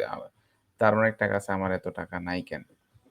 whereas অন্য মানুষের সাথে সাপোজ ধরো আরেক এলাকার আরেক মানুষ কত টাকা কামাইতেছে, সেখানে কিন্তু সে এনভিয়াস হয় না। হুম, মানে এটা তাইলে এখান থেকেও শিখার অনেক জায়গা আছে। তাইলে নিজের ভাই যদি এত টাকা পয়সা কামায় বা নিজের কাজিন যদি ভালো টাকা পয়সা কামায়, তো সেখানে হুম। এনভিয়াস হওয়ার তো কিছু নাই বা আচ্ছা জেলাস আমি হওয়ার তো মনে করি কিছু একটা নাই। কারণ আছে। কি আমি কারণ আমি কি বলবো একটু তাহলে? যেমন আমি একটু বলো? বলি। ভুলও হইতে পারে কিন্তু মানে একটা হঠাৎ করে চিন্তা আসলো যে ধরেন অন্য এলাকার একজন অনেক টাকার মালিক হইছে, অনেক দূরের বা বাইরের কেউ। সেটাতে হুম। আমার কিন্তু এতটা প্রভাব পড়ে না। কিন্তু আমার নিকটাত্মীয় যদি আমার থেকে বেশি অর্জন করে ফেলে, সেখানে আমার কিন্তু সোশ্যাল প্রেশার থাকতে পারে বা না অন্যান্য অনেক হ্যাঁ, প্রেশার থাকতে পারে। সোশ্যাল প্রেশার ডেফিনিটলি আছে। সেটা প্রতিদিন হ্যাঁ, কম্প্যারিজন মানুষ করে। না আমি হ্যাঁ, বলতেছি ওইটা থেকেই মূলত আমরা তো আসে। ওখান থেকে বের হওয়ার পরিকল্পনা। আমরা তো আমাদের হ্যাঁ, চিন্তাগুলারে মানে এই আলোচনাগুলা কেন করতেছি যে আমাদের the art of thinking clearly. আমরা চিন্তা করবো হুম, আরো পরিষ্কারভাবে। আমাদের হ্যাঁ, চিন্তা হ্যাঁ, হবে অ্যাডভান্সড। সো আমরা তো মানে আমরা আমাদের সাপোজ আমি আমাকে বুঝাইতেছি ধরো বা আমি হুম, XYZ কে বুঝাইতেছি। তাহলে আমরা কিভাবে চিন্তা করব? সো আমরা এখানে ভিন্নভাবে চিন্তা করতে পারি যে মানে যখন আমি পরিষ্কারভাবে দেখব যে আমি তো আসলে বিল গেটস কোটি, কোটি টাকা কামায় ফেলতেছি। এটা নিয়ে আমার হয়তোবা সেকেন্ড থট ও নাই। হুম, হুম, হুম, তাই না? এখন বা আরেকজন মানুষ অনেক টাকা পয়সা কামাইতেছে চিন্তা ভাবনা নেই। whereas আমার ভাই, আমার বোন সে যদি টাকা পয়সা কামায় তখন আমার ভিতরে মানে এটা যদি আসেও প্রশ্রয়টা দেওয়া উচিত হুম, না। কারণ এটা illogical. এটা আমাকে কোনো ফায়দাই দিবে না, কোনো লাভই দিবে না। ঠিক আছে? মানে এটা আরকি আমার কাছে মনে হয়। এখন এই চিন্তাটা করতে পারলেই তো তখন নিজেরাও ভালো থাকা যায়। আর জেলাসি এই এই জিনিসটার ভিতরে নার্চার করলেও তো সমস্যা। হ্যাঁ। মানুষের ভালো আচ্ছা লাগে আমি না তো। তাহলে আরেকটু বলি যে কেনর প্রশ্ন মানে এটা মানুষ আপনার চিন্তাটার ভিতরে মানুষের কেন আসতে হবে এটার কথা যদি বলি এরকম বলতে হবে যদি আমার কাছেরই কোনো আত্মীয় যদি ভালো থাকে আমার চেয়েও ভালো থাকে তাহলে তো মানে সে যদি ভালো মানুষ হয় তাহলে তো আমারও কোনো একটা অপরচুনিটি বা একটা প্রবলেম হুম। এগুলির ক্ষেত্রে তার হেল্প আমি নিতে পারি। হ্যাঁ, এক্সাক্টলি ওই যে এরকম একটা বই পড়ছিলাম নাকি কার একটা শুনতে বলছিলাম। কোন একজন মানে হয়তোবা আ পাবলিক ফিগারই হবে বাংলাদেশের। তার একটা ফ্রেন্ড ২ জনেই ভালো স্টুডেন্ট ছিল। তার একটা ফ্রেন্ড কোন একটা ইউনিভার্সিটির পিএইচডি ক্যান্ডিডেট হয়েছিল। তখন তার হুম, খারাপ লাগছে এবং সে তার ওইটার কারণে সে তার থেকে দূরে সম্পর্কটা একটু ঢিল করে দিছে। আচ্ছা। তখন সে হয়তোবা ওইরকম গভীরভাবে চিন্তাও করতে পারে নাই যে, এই যে তুমি যে কথাটা বললা যে, নিজের পরিচিত কেউ যখন একটা ভালো পজিশনে যায় বা লাইফে এই ইমপ্রুভ করে, তখন সেখান থেকে বেনিফিট নেওয়ার অনেক স্কোপ তৈরি হয়। যখন তুমি এই চিন্তাটা করবা, তখন মানুষের ভিতরে তখন আর জেলাস এই আসপেক্টটা তৈরি হয় না। হুম, জেলাসিটা তখনই তৈরি হয় যখন তুমি পজিটিভলি চিন্তা না করতে পারতেছো। বাট ওই লোকটাই যখন চিন্তা করলো, "ও আমার একটা ফ্রেন্ড XYZ এখন একটা পিএইচডি পজিশনে আছে বা সে একজন ডক্টরেট হয়ে গেছে। ডক্টরেট ডিগ্রি কমপ্লিট করছে, একটা ইউনিভার্সিটির প্রফেসর। তাইলে তো আমি সেই কোয়ালিটিটাকে কাজে লাগাইয়া সেই আমি একটা স্ট্রং নেটওয়ার্ক বিল্ড করতে পারি। এবং হুম, সেটা আমার জীবনের কোনো একটা কাজে সেটা ইউটিলাইজ করতে পারি। এবং এটা কিন্তু হয়, বাস্তব। এবং আমিও এই ক্ষেত্রে মানে এগুলা দেখছি যখনই ধরো কাছের বন্ধু, কাছের হুম, মানুষ, তারা যখন ভালো একটা পজিশনে আছে, আমি হয়তোবা একা অন্য একটা কোম্পানির কোনো অন্য একটা অ্যাসপেক্ট এর অ্যা যাইয়া আমি হয়তোবা কোনো কাজ করতে পারব না। সাপোজ আমি এখন একটা থিসিস করতেছি। আমার একটা স্টুডেন্ট এখন একটা মার্কেটিং এজেন্সিতে আছে। আমি কিন্তু ওকে রিচ করতে পারতেছি। আমার থিসিসের কোলাবোরেশন ওই কোম্পানির সাথে করতে পারতেছি। সো হুম, এটা তো এই যে সুযোগটা কাজে লাগানো, হ্যাঁ? এই তো তাদের ভালো হওয়া মানেই তো নিজের ভালো হওয়া। এভাবে যদি হুম। আমি দেখি, তাই না? আচ্ছা আরেকটু আমি ডিপ করি এই আলোচনাটাকে। মনে করেন আমার কোনো সমস্যা নেই। টাকা-পয়সা নিয়ে ভবিষ্যতে হবে না। এরকম একটা পজিশনে আছি। তখন কেন আমার জেলাসি লাগবে বা এনভিয়াস মানে আমি ইন্টারচেঞ্জেবলি ব্যবহার করি শব্দ ২ টারে। এনভি কেন হব? এনভিয়াস কেন হব? এটার রিজনটা এরকম হইতে পারে যে আমার তো কোনো সমস্যা নেই। আমার সমস্যা হবেও না। কিন্তু হুম। আমার আ সাথের মানুষগুলি কেন আমার মতো থাকবে? আমার মতো ভালো থাকবে কেন? এই চিন্তা মানুষের আসে। ও এখন আমি আচ্ছা। একটা আরেকবার আলোচনার সময় মনে হয় বলছিলাম যে আমি যদি রাজপ্রাসাদ বানাই আর আমার আশেপাশে যদি বস্তি থাকে তাহলে তো রাজপ্রাসাদটা সুন্দর লাগবে না। না, লাগবে না। তো এটাই আরকি। এটা কিন্তু শুধুমাত্র অর্থ সম্পদের ক্ষেত্রেই না, চিন্তার ক্ষেত্রেও। ধরেন আপনি হুম। এই যে এত সুন্দর, সুন্দর চিন্তা করেন, এই চিন্তা কিন্তু মানুষরে যদি না দিতে পারেন, তাহলে যে আপনার রাজপ্রাসাদ ঠিকই তৈরি হইতেছে। আরেকজনের কিন্তু বস্তি তৈরি থাকতে হইতেছে। আচ্ছা, ইন্টারেস্টিং। এই ভাল কারণেই লাগলো আপনি এই কনসেপ্টটা। পডকাস্ট গুলি করেন। হ্যাঁ, হুম, হুম। না, না তোমার আগের উদাহরণটা যেটা যতটুকুন মিলাইছিলাম, বাট তুমি চিন্তা দিয়ে এখন যেটা করলা তখন আরেকটু ভাল লাগলো আরকি। ওকে। আচ্ছা তাহলে করি, পরে কিছু ছিল। হ্যাঁ, envy এখানে একটা কথা বলছে, "Envy is the most stupid of vices, for there is no single advantage to be gained from it." মানে এখানে বলছে, একজন রাইটার আরকি বলছিল যে এনভি হলো এমন একটা দোষ যেটার মানে স্টুপিড একটা দোষ, সবচেয়ে বড় স্টুপিড একটা দোষ, যেটা থেকে কোনো বেনিফিট নিজের আসে না। যেমন মিথ্যা কথা বললেও তো মানুষ হয়তো কিছু অর্জন করতে পারে, বেনিফিট নিতে পারে, কিন্তু এনভিয়াস হইলে তো তার ক্ষতি করতেছি, তাহলে তো কি হইলো? ওই যে লিটার আলটিমেট চিন্তা আমার করতে আমার হবে। আমার এই জানো আমি জাস্ট একটু করি যে কনসেপ্টটা হুম, তো ক্লিয়ার। বাট হ্যাঁ, লিটারেরি অ্যাসপেক্ট এ লাইনটা কিন্তু আমার কাছে খুব ভাল লাগছে। মানে ভাইসকে হ্যাঁ, স্টুপিড বলা ইটস ভেরি ইন্টারেস্টিং। হ্যাঁ, হ্যাঁ, বুঝতে হ্যাঁ, পারছো?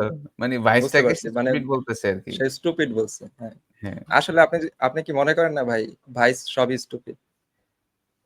ডেফিনিটলি মানে আমরা তো স্টুপিড তো মানুষের সাথে এ হ্যাঁ, কানেক্ট করি। মানুষের সাথে কানেক্ট করি না?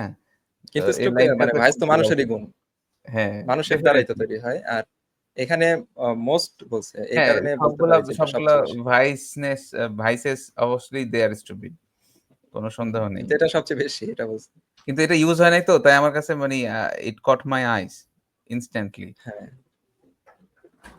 আচ্ছা তাইলে একটু এই যে এটা দেখি, এখানে বলা হইছে, আগের দিনে কি হইতো? আগে কেন মানুষ এনভি করতো? আচ্ছা, এনভির ইতিহাসটাই কেন আসলো? আমরা কেন এনভি করি বা জেলাস হই?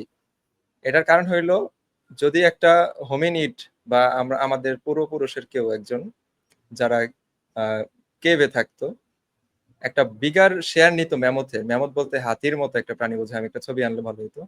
যাই হোক, সেটার যদি বিগার শেয়ার নেয়, এটা মানে হইলো আমি একটু লুজার হইলাম, হুম, বা লুজার একটু লেস পাইলো, এটা বলবো। আচ্ছা। একদম বাস্তব আর হইলো, কম্পাইলার। হ্যাঁ, মাংস কম পাইলো, এটাই আরকি। তাহলে আমাদের এনভিটা মূলত এইভাবেই কাজ করছে, যে আমরা হান্টার গ্যাদারার যখন ছিলাম, ডিজার্টেড ফ্রম জিন, মানে এরকম যদি আমরা স্টারভেশনে থাকতে থাকি, তাহলে আমাদের জিনটা আর কি বৃদ্ধি পাবে না, আমরা মারাও যেতে পারি খাবারের অভাবে। এই কারণে আমাদের জিন ড্রাইভ মানে কি বলে, প্রমোট করার যে একটা ড্রাইভ আছে ভিতরে, ওটা হুম, থেকেও আমরা এনভিয়াস হই। এই ক্ষেত্রে মানে আমরা যদি বলি যে আগের দিনের বাঁচা মরার একটা কনসেপ্ট ছিল, ওই ক্ষেত্রে এনভি করতো মানুষ, ওইটাই কিন্তু এখনো রয়ে গেছে। এখন তার বাঁচা ও! মরার হুম, ওইরকম এখন কোনো তো ই নাই। ওই অ্যাসপেক্ট নেই। ওই যে যেটা বলল যে এখন যদি কেউ একজন পড়শি কিনে সে তো তোমার ভাগেরটা হ্যাঁ, নিচ্ছে না। হ্যাঁ, সাপোজ তুমি আমি মিলে একটা উম গরু জবাই করলাম। এখন হুম, বা ছাগল জবাই করলাম যেকোনো ইয়াই হোক। তো সেখান থেকে যদি তুমি যদি একটু বেশি নাও, হুম, মানে ২ জন এখন ওই জায়গাটাতে এনভিস হওয়ার যতটুকু লজিক্যাল একটা অ্যাসপেক্ট ছিল, এখন একজন মানুষ কামাই করে, জব করে, সে তার লাইফে কিছু গেইন করছে। হুম, ওইটার উপরে যদি আমি এনভিয়াস হই, এটা তো it doesn't make any sense at all. কারণ হুম, সে তো আমি আর তুমি কোন কাজও করি নাই একসাথে। সেখান থেকে যে একটু কম বেশি নিছি, জেলাস হওয়ার তো প্রশ্নই ওঠে না। হুম। ওকে, ইয়া। তবে এই বাট ক্ষেত্রে আমরা আমি করি। আরেকটু চিন্তা করছিলাম। জেলাস কি হওয়ার চিন্তা চিন্তা করছো? করা ঠিক না। এটা প্রথমেই আপনার কথা ঠিক। কিন্তু এই যে এখানে যে পোর্শের কথা বলা হয়েছে, এটা নিয়ে একটু বলি। যদি কেউ ধরেন এইভাবে টাকা উপার্জন করে এবং তারপরে লাক্সারিয়াস লাইফ লিড করে, সেটাতে কিন্তু আসলে এনভিয়াস হওয়ার কোনো মানে হয় না। সেটা ঠিক আছে। যেহেতু আমরা বুঝছি জিনিসটা। কিন্তু আমরা অন্যদিকে এটারে একটু বলতে পারি যে এটা একটু খারাপ। মানে পোর্শে পর্যন্ত হয়তো মানুষের অনেক মানুষের, ধরেন এই যে ইলন মাস্ক যদি একটা পোর্শে কিনে, সেই ক্ষেত্রে মনে হয় না আমার এতটা থাকবে, কি বলে ওটাকে, আফসোস বা একটা খারাপ লাগা কাজ করবে, এরকম না। হুম, কিন্তু এটা যদি একজন মানুষের ড্রাইভই থাকে, মোটিভেশনই থাকে যে আমার টাকা পয়সা অর্জন করতে হবে, পোর্শে কিনতে হবে, হুম, তাইলে এই জিনিসটা কেন ক্ষতিকর? কারণ সে তো এই টাকাটা দিয়ে ভালো করতে পারতো, এটা মিস হলো। হুম, সুযোগ ব্যয়, অপরচুনিটি হুম, কস্ট। হুম। তাহলে ডেফিনিটলি। এটা প্রভাবিত করতে পারতো সমাজরে, সেটা কিন্তু আসলে হইলো না। আর দেখেন, সে তো কিন্তু অর্থনীতির, আমরা যেটা আগে ম্যামথের উদাহরণ দেখলাম, সেটাও কিন্তু এখনো বিদ্যমান, কিন্তু লার্জার স্কেলে। ডেঞ্জার হুম। সিচুয়েশন নাই, কিন্তু লার্জার স্কেলে। সে কিন্তু আমার পায়ের অংশ একটু বেশি নিয়ে নিল, একটু ওকে, হ্যাঁ। না, হ্যাঁ, বুঝতে টাকা পারছি। পয়সা অর্জন করে। এতে হুম। কিন্তু আমার মানে ঈর্ষান্বিত বা হিংসা করার কোনোই মানে নাই, এটা তো জানি। কিন্তু সে যে ভালো একটা ডিসিশন নিতে পারলো না, সেই কারণে একটু মনে করি জিনিসটা প্রসেসটা একটু ভালো হয়নি, এতটুকু। ওকে। আচ্ছা, তো এরপরে আর কিছু আছে তোমার এই চ্যাপ্টারে? আচ্ছা দেখি, এর পরের চ্যাপ্টার আছে, ও তাহলে আমার আপনারটা দেই। চেরি পিকিং আজকে, হ্যাঁ, অনেক টাইম হয়ে যেতেছে অলরেডি ১ ঘন্টা ৫ মিনিট। হ্যাঁ, শেষ করে আহ দিন। ওকে, চেরি পিকিং এর যে কনসেপ্টটা হচ্ছে যে a cherry picking means selectively presenting evidence that supports your argument. মানে আমরা যখন কোনো একটা আর্গুমেন্ট করি বা কোনো কিছু হুম, স্টেটমেন্ট দেই তখন যে জিনিসগুলা খুবই আ ইন্টারেস্টিং বা চমকপ্রদ সেগুলা আমরা প্রেজেন্ট করি। হুম, এটা হচ্ছে মূল কনসেপ্ট।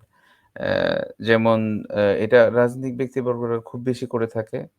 আ XYZ ধরেন বিএনপি বা আওয়ামী লীগ না, আমাদের দেশের রাজনীতি দেখবেন বিএনপির যত ভালো সাইড আছে সমস্ত হুম, কিছু শেখ জিয়াউর রহমান ধরেন তার তার যেই জীবনের যত কোয়ালিটিস গুলো আছে সেগুলো প্রেজেন্ট করে এজন্য বিএনপি ভালো।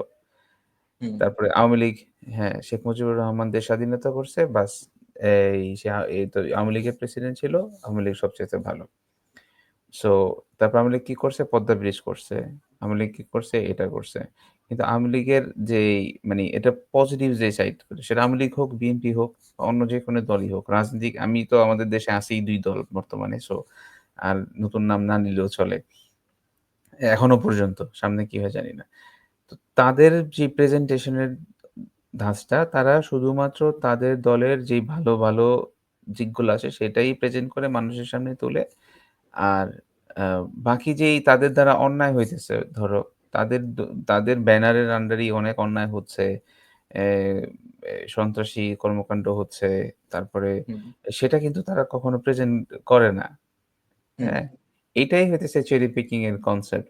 সো আমরা হ্যাঁ, সবসময় কি করি? ডিসটর্টেড ইনফরমেশন, এটা কিছুটা ওই যে ডিসটর্টেড এই প্রফেশনালিজম ডিসটর্টেড এর সাথে কানেক্টেড, বাট হুম, এটা হুম, আরো কিছুটা কানেক্টেড।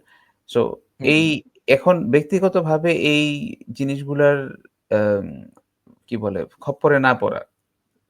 এটা হুম। ইম্পোর্টেন্ট। যেমন তবে আমি আরেকটু যদি হুম, বলি, হ্যাঁ, আপনি বলো। বলেন তারপর। না বলো, আমি বলব? সমস্যা নেই।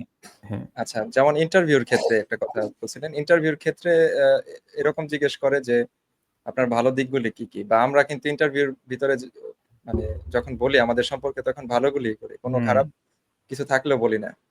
এখন বা আমি খারাপটাকেও এরকম আবার একটু কালারফুল করে দেই আরকি। কালারফুল খারাপটাকে করে দিই। একটু আ এরকমভাবে করি যাতে এটা একটু ভালো লাগে। হ্যাঁ, এরকম কি প্রশ্ন করে কিনা আমি কখনো ইন্টারভিউ বোর্ডে এরকম প্রশ্ন ফেস করিনি যে, আপনার খারাপ দিকগুলো কি? সব মানে স্ট্রং পয়েন্ট এগুলি বেশিরভাগ আমি দেখছি যে, মানে যেহেতু হুম। এগুলি আমি লিখছি এগুলি নিয়েই কথা বলে। বা কি করতে পারবেন?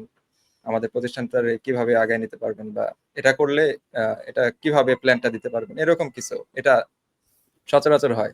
তবে খারাপ আপনার কোয়ালিটি কি, কি আছে? এটা কিন্তু মানে জিজ্ঞেস করলে মনে হয় এটা ভালো আরো। করে হয়তো কোনো জায়গায় তো করে। এটা হ্যাঁ, হ্যাঁ। জানতে হবে, আমি জানি না আসলে করে কিনা। মনে হয় আরকি। কারণ অনেক মানে একেক প্রতিষ্ঠান তো একেক রকম। কোয়ালিটি আপনার মানে মানুষের ভিতরে তো খারাপ আ বা এটা কি বলে? খারাপ না, ত্রুটি থাকতে পারে। এখন আপনার হুম, ত্রুটি কি আছে? কেউ বলতে পারে যে, "আমি পিপল দের সাথে এতটা মিশতে পারি না, তবে শিখতে পারি। এটা আমাকে ট্রেন করলে আমি পারব।" আবার কেউ বলতে পারে যে, "আমি মানুষের সাথে বেশি কথা বলে ফেলি। এটা একটু কমাইতে যদি আমার ট্রেনিং করার ব্যবস্থা আপনারা করেন, হয়তো আমি পারব, আমি বিশ্বাস করি।" তাহলে তবে এটাও ওইভাবেও আসলে একটা খারাপ প্রশ্ন যে দিকটাকে বলা আসলে যায়। ত্রুটিগুলো জেনেও কি কোম্পানির কোনো লাভ হবে কিনা? মানে 2nd লেয়ারে একটা প্রশ্ন আসতে পারে। ওইটাকে কি তারা হ্যাঁ, ইউটিলাইজ লাভ করতে পারছে আসলে কিনা? হবে। হতে পারে। কারণ মানুষ হুম, যদি এরকম থাকে যে কথা বলতে গিয়ে সবচেয়ে বেশি সমস্যা, তাহলে তো তার এই মার্কেটিং টিম বা সেলস টিমে নিবে না। নিবে না। বা হ্যাঁ, না, ওই যদি আবার হিউম্যান হ্যাঁ, ডেভেলপমেন্ট এর যেগুলো কোম্পানি বেশি অর্গানাইজড হয়, তারা চাইলে এটা করতেই পারে। তো তখন হুম, আ মানে এখন তো আসলে ও কয়েকটা কি রাউন্ডে তো ইন্টারভিউ হয় এখন। ইন্টারভিউ ওই হয়। হিসাবে তারা চাইলে এটা করতে পারে ইন এ সেন্স দ্যাট যদিও এটাকে এম করতে পারে, হ্যাঁ। এটা তো করা উচিতই। ইভেন যারা এমপ্লয়ি আছে তাদেরও এই আসপেক্ট গুলো যদি জানে এবং সুচিন্তা থাকে তাহলে ওই কাজগুলাতে ওই আসপেক্ট গুলাতে কাজ করে ওই মানুষের ওই দুর্বলতাগুলাকে ওভারকাম করা যায়। ওভারকাম করতে পারবে। হ্যাঁ, মোর এটার স্কিলড জন্যই মানে বানানো যায়। মানুষের ভিতরে তো উইকনেস থাকে। এখন যদি ওটা না জানি তাহলে তো ওই উইকনেসটা রয়ে গেল। যদি জানি তাহলে ওটা নিয়ে ব্রাশ আপ করে মানে হুম, করা যাবে। ইফেক্টিভ আরো প্রসেসটার ভিতরে ওটাকে আনা যাবে। yeah. তো এটা একটা ভালো পয়েন্ট হতে পারে যে এটা মানে কোন টপিকটা থেকে যেন আনছিলেন? চেরি পিকিং এ ছিলাম। আমরা প্রেজেন্ট করার সময় চেরি পিকিং, নিজেদেরকে হ্যাঁ।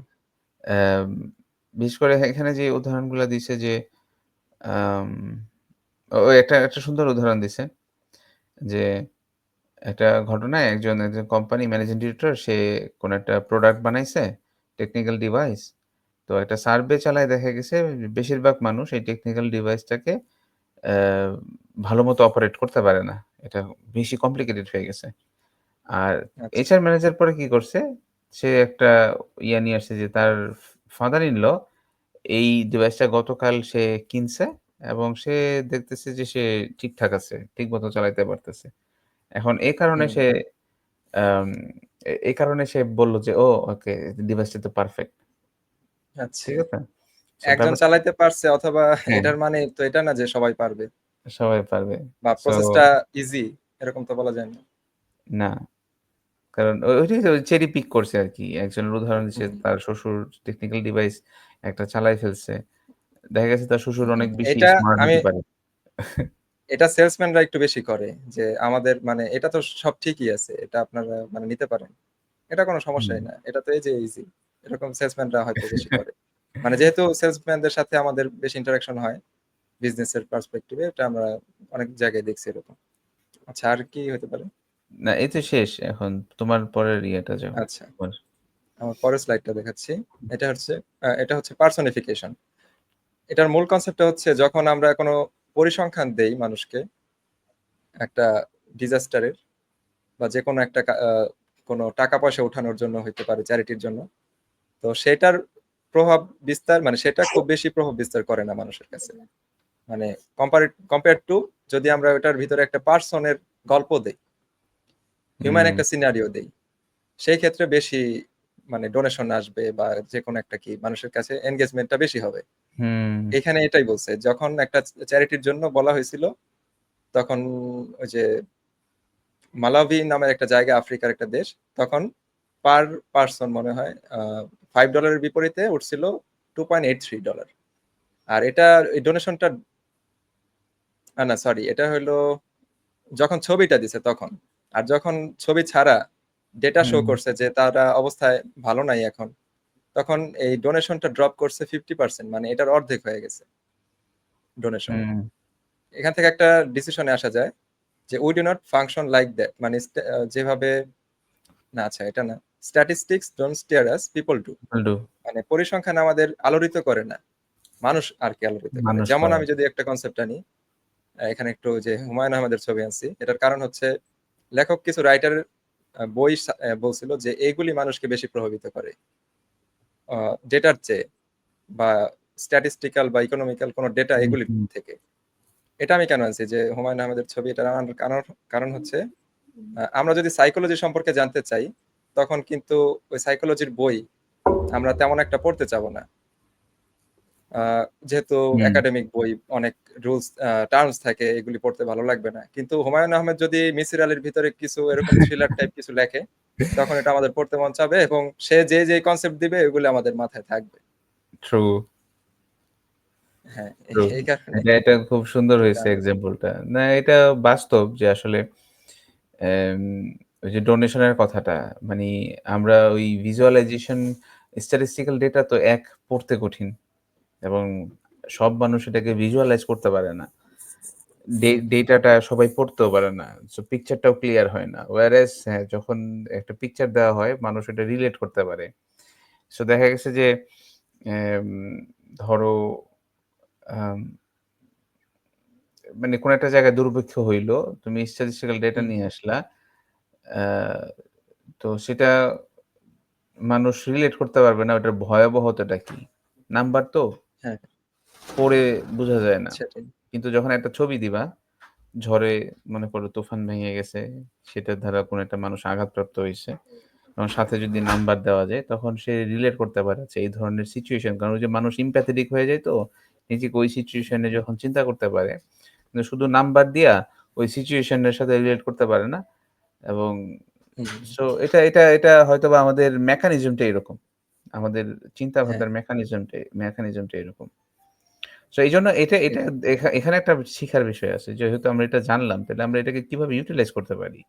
ধরো কোনো একটা হুম, এলাকায় ২ টা এলাকায় দুর্ঘটনার বা দুর্ভিক্ষের কথা শোনা গেছে বা এই দুর্যোগের কথা শোনা গেছে। একটা হুম, এলাকায় পিকচার দিছে ওইখানে একজন মানুষই আঘাত হইছে হুম, বা ২, ৩ জন ৪ জন মানুষ আঘাত হইছে। ওটার পিকচার আমাদের সামনে আসছে। আরেক এলাকায় আম ইয়ে অনেক মানুষ আঘাত দিচ্ছে কিন্তু আমরা কোনো ভিজুয়ালাইজেশন আমাদের কাছে নাই। সো হ্যাঁ, আমাদের উচিত একজন চিন্তার মানুষ, একজন মানে সুচিন্তক হিসেবে যে আমাদের ভিতরটা জানা।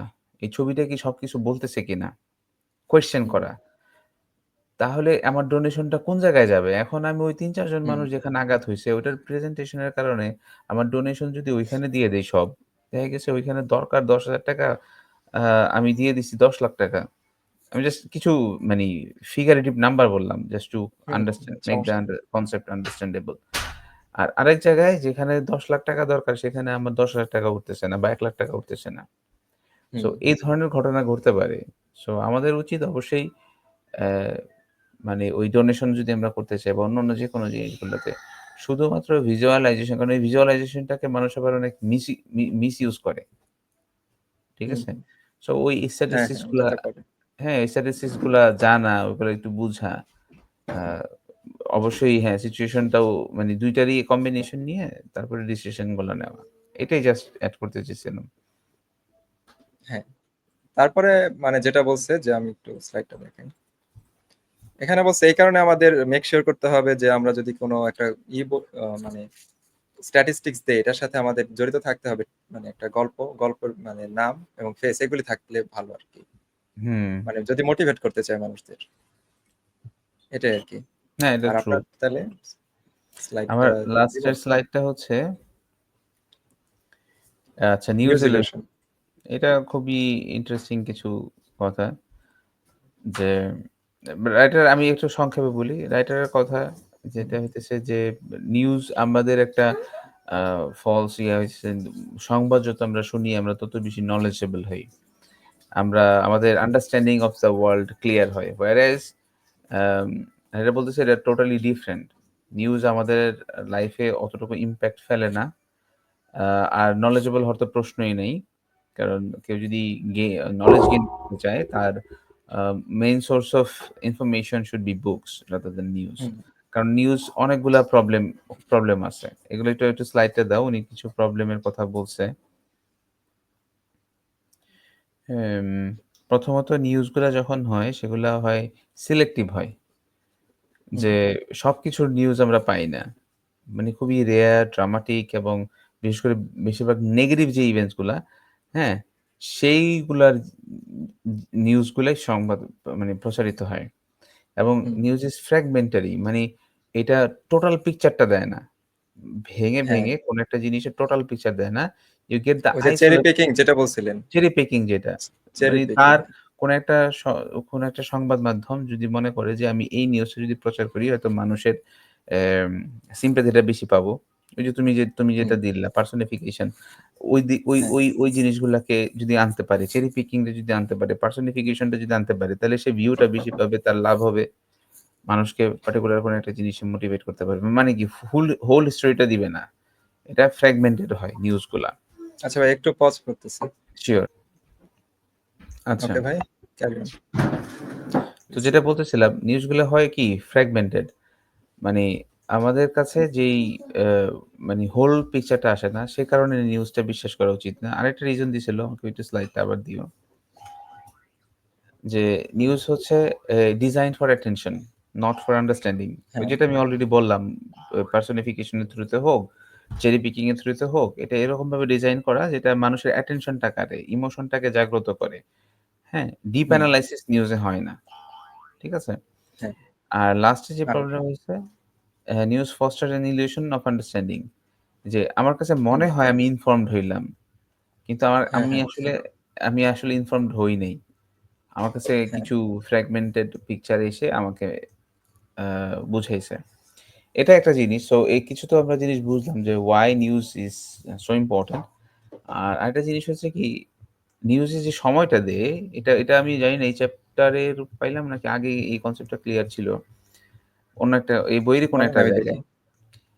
এই নিউজের আ যে সময়টা আমরা ব্যয় করতেছি এটাও ওয়েস্ট অফ টাইম হুম, কেন মনে করা হয়? যে যেগুলা খুবই ইম্পোর্টেন্ট মনে করো ওয়ার্ল্ড কোনো অ্যাফেয়ার্স আ হ্যাঁ, সেগুলা না ওই মানে তুমি না আমরা চাইলেও তোমার এমনিই পেয়ে ওই যাই। নিউজগুলা আমরা পেয়ে যাই। সুতরাং ওইটার পিছনে টাইম ইনভেস্ট করার তো মানে নাই যে এই ইনফরমেশনটা আমি হ্যাঁ, এই পেয়ে চ্যাপ্টারেই যাব। বলছিল।